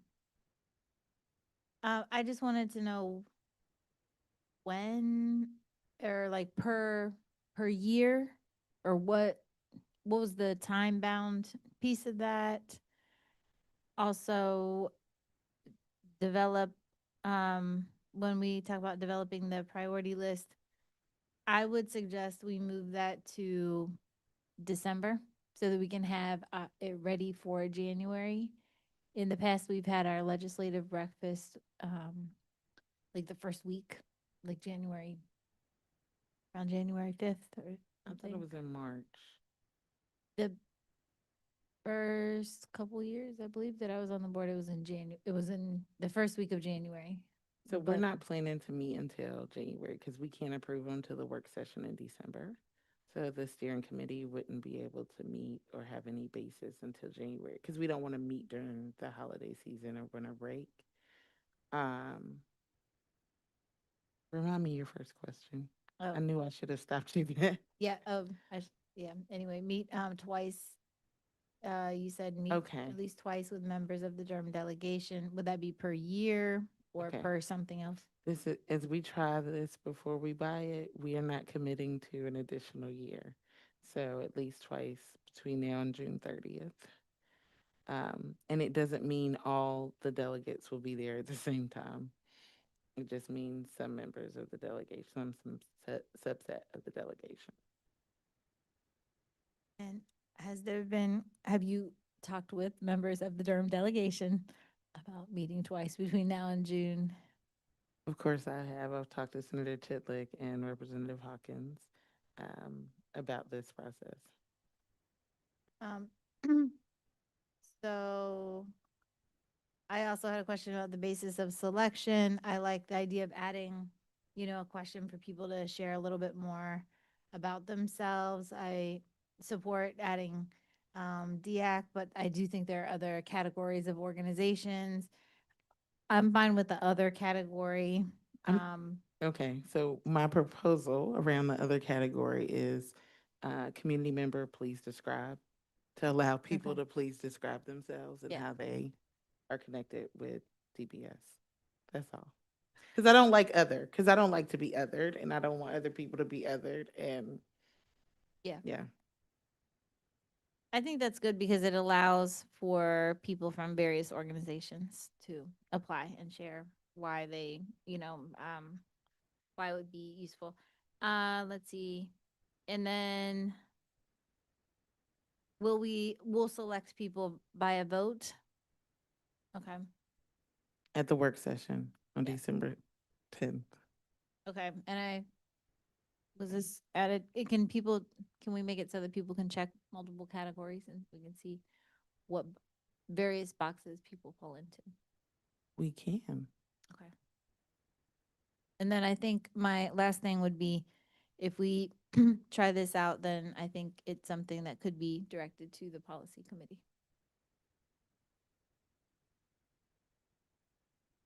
Ms. Byer looks confused. I'm looking Oh. puzzled as to why an ad hoc needs to go to the policy committee. To develop well, let me connect the dots there. To develop a policy that would outline it and make it more permanent. And like we have with meet and confer, like we have with the policy committee, it seems like policy is a good place to kind of formalize the policy that we would like, and it would give it more structure. So as we learn what works. Yep, that's helpful. One of the recommendations that I made to the policy committee was to tweak the policy committee policy, not the policy committee, the board committee's policy. And so it could be that the board would set this up as a standing committee if it works, and then whomever's leading it kind of put the teeth in it. It doesn't have to be done the exact same way every time. But I don't know. I don't know. If the way we function works, then you might want to do that. And so I would think when you get to that policy, you would be like, oh, let's think about this. Great. All right, Chair Umstead. I do like the idea of revisiting the board committee's policy versus specific policies for everything, but that's different. I did want to ask would this legislative committee, does that change our board meeting with the Durham delegation? Like, would we also meet still with the Durham delegation? This would be in addition to? Right. So the hope is that they develop a recommendation for us to bring to diversify some of our priorities. So we would still have that meeting, and our legislative priorities would be based on what they submit. But we don't have to accept them. We can modify them. We can take what we want and leave what we don't, and all the things. But just so we don't have to necessarily, as three individual or committee of the board, try to do that work at that point. Is there other discussion? Ms. Cardon? Another question that came up for me is, and maybe this doesn't have to be decided right now, but I think it was in the slides, which is what made me think of it. But I think it said that the board will identify the chair and co-chairs. Is there a reason that the committee wouldn't vote to decide who their chair, chair, vice chair, co-chairs would be, with like representation from a board member, if that's the interest? Or maybe you could share some of your thinking around that. I'm never gonna make a presentation to this board again. I don't I'm not gonna ask y'all any questions anymore. So it's so interesting. I was talking to It really is. I was talking, I was talking to Ms. Harold about this, and so a couple of the things that are important to me as we move this work forward is that we are not putting a strain on administration to do this work, but also that the agendas are set and able to be communicated both to administration for public consumption and to the steering committee. And so I asked her if we could meet every 2 weeks so that we're making sure that we are, for at least 1 hour, to make sure that we're set up and know the location of where the meetings would be held, what the agenda will be, that it's reported publicly, that the secretary has been responsible for submitting those minutes, and that it falls to board members to keep this going. And so, until we have good footing about how this steering committee would function, I would be inclined to keep it closer and then be able to coach community members into what the expectations are in terms of public communication around the work of the committee. That's the only reason. I'm open to adjustment. Yeah. I think that makes sense. Does it make more sense to just have the board members be the chair and co-chairs? Like if that's what you're thinking, rather than say that the board selects? Just throwing it out there. I don't. Yeah. What I mean, yeah. Whatever the board wants. We can decide that now, or we can decide December 10th. I didn't want us to have the pressure of having to decide now. That sounds good. And then I'm just thinking it through. And then also we had discussed, and we've been grappling with this in the policy committee, but like how to keep the whole board apprised and the community apprised, and like find a landing place on the website where people can go to get all the information about like what you've been working on. And so I look forward to continuing to talk about that and figure out ways to be transparent as we try to move work along. All right, any other discussion? All right, all those in favor say aye. Aye. Aye. It passes unanimously. And now we will go to our item that we moved here is the Chromebook repair service contract. The updated contract has been uploaded to Board Docs. So I will entertain a motion. I move approval of the Chromebook repair service contract. Second. It's been moved and seconded by Ms. Harold and Ms. Byer. Is there any other discussion? All those in favor, please say aye. Aye. Oh, is there a discussion? Is there discussion? Oh, sorry. Oh, okay. Vice Chair Rogers.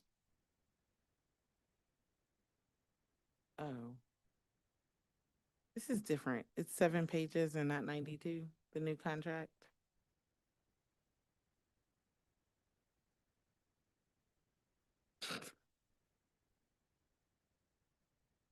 It looks to me like they did not attach the Exhibit A. Contract was kind of in reverse only in the way that it came to you earlier. The exhibit was first and then the contract was at the end. Looks like they just now attached the contract part and not the actual exhibit part. The RFP? But the RFP is listed as the exhibit. Okay. Any questions or discussion?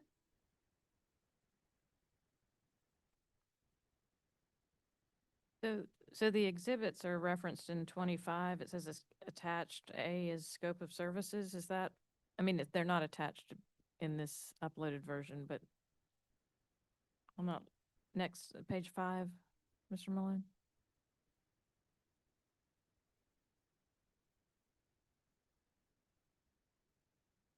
This is what they did? Yes. Yeah.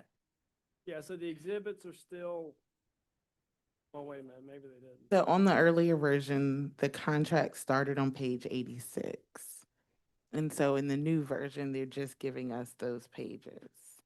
Yes, but since the discrepancy was in the monetary amount, we wanted to make sure that that aspect was corrected and aligned to both the prices as well as the contract.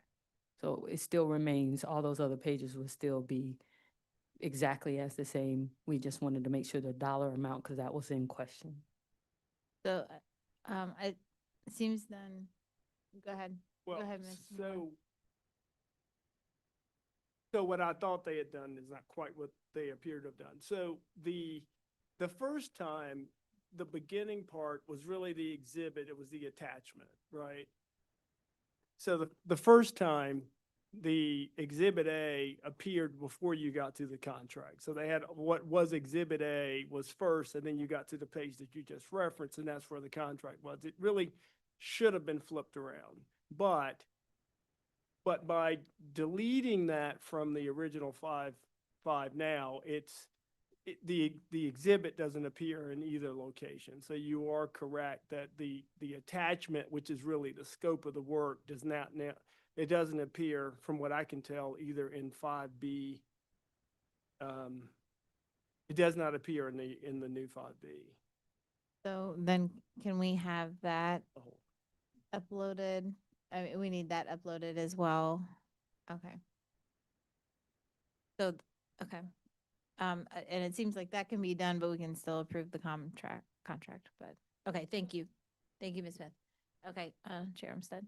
Yeah, it's in there now, but it still has the incorrect contract, so we can get it without the contract piece in there. Does that make sense? Like Ms. Smith just uploaded what we had in there previously, so she just needs a new version that does not have that contract part in there, so that it's still in the record. Yeah. Yeah. So just for clarity, I think it's the RFP is what we're calling Exhibit A, right? And so we do need the RFP because that was originally shared with the board. And so is what the board is asking for is an RFP provided to Ms. Smith, just the RFP, Exhibit A, and then the corrected clean contract as a separate attachment. And then you're cleared to sign it, the chair. Is that correct? All right. Okay, thank you. So in this case, can we go ahead and approve the contract without the exhibit A uploaded, or do we need to wait for that? I think you can approve the contract now because it has the right dollar amount in it, and now only what's missing is the exhibit, and the exhibit can be corrected within board docs. Okay. Or simply, whichever this is. Okay, further discussion, Ms. Byer? No, I just would even make the motion super clear that the contract is with CDW Government LLC in the amount of $675,000. Is that right? Not to exceed 600. Was that just? Correct. Since we're being extra clear. Thank you.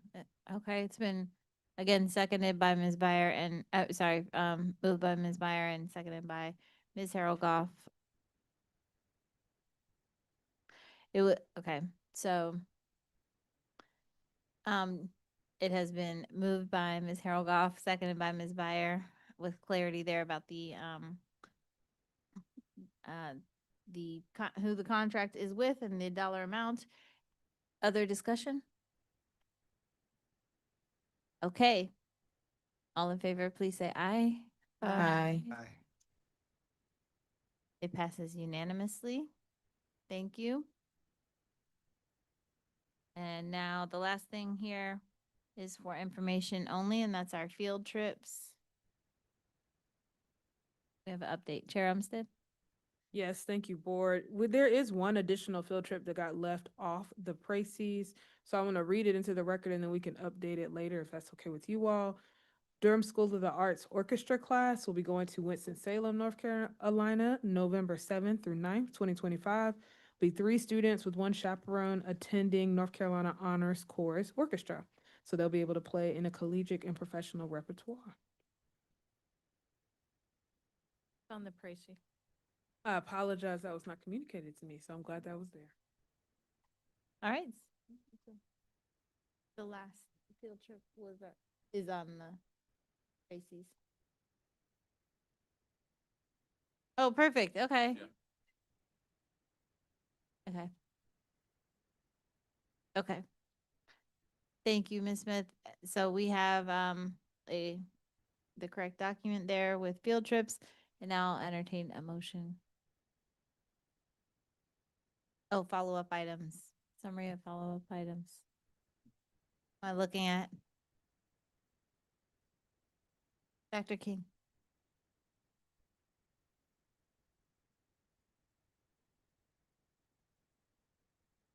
All right, so for the policy committee update, for information only, there were no follow-up items.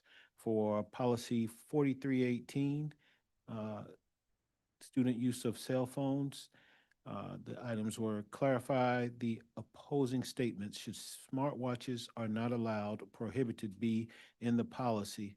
Smartwatches are listed as allowable in the paragraph prior.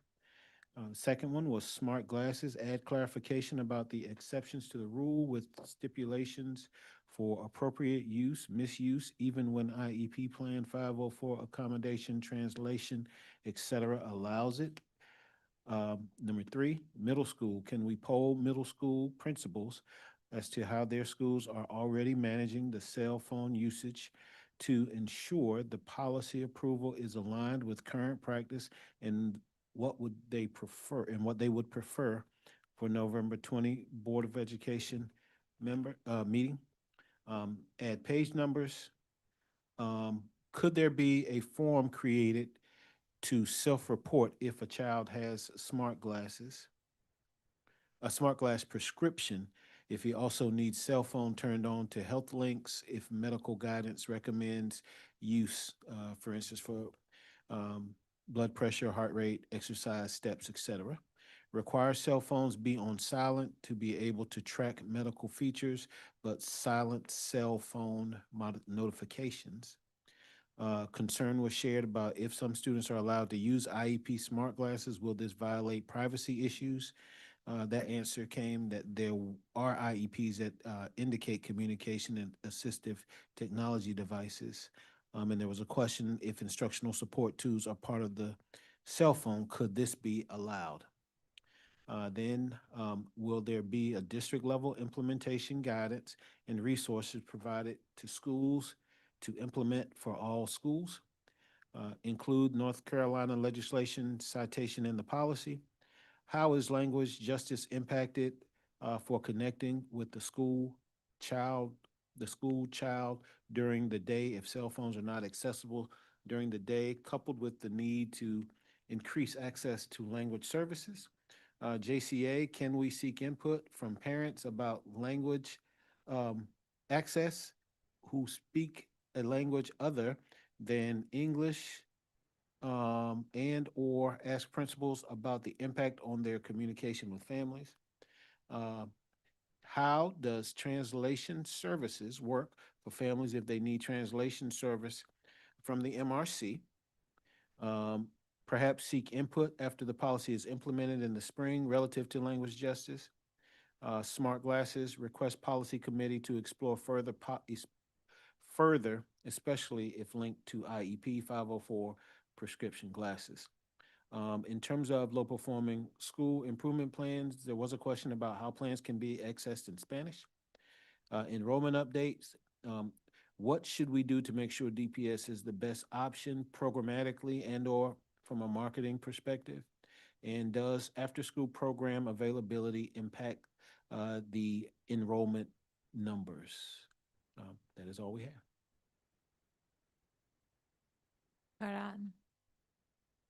Thank you for those comprehensive follow-up about the cell phone policy. Two questions about that. One, would you mind sending that list to me? I have my notes too, but I want to be able to compare them to make sure I've captured everything for our discussion on Monday. And so that means that the policy committee will be taking that into consideration, but some of those, but not all, are for administration to be looking into. So you all will be identifying what those are, and those will be on your to-do list, right? Not mine. Okay. Correct. Thank you.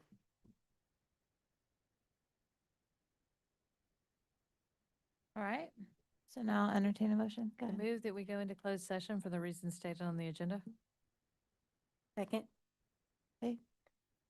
We move to go into closed session for the reasons stated on the agenda by Ms. Byer, seconded by Ms. Harold Goff.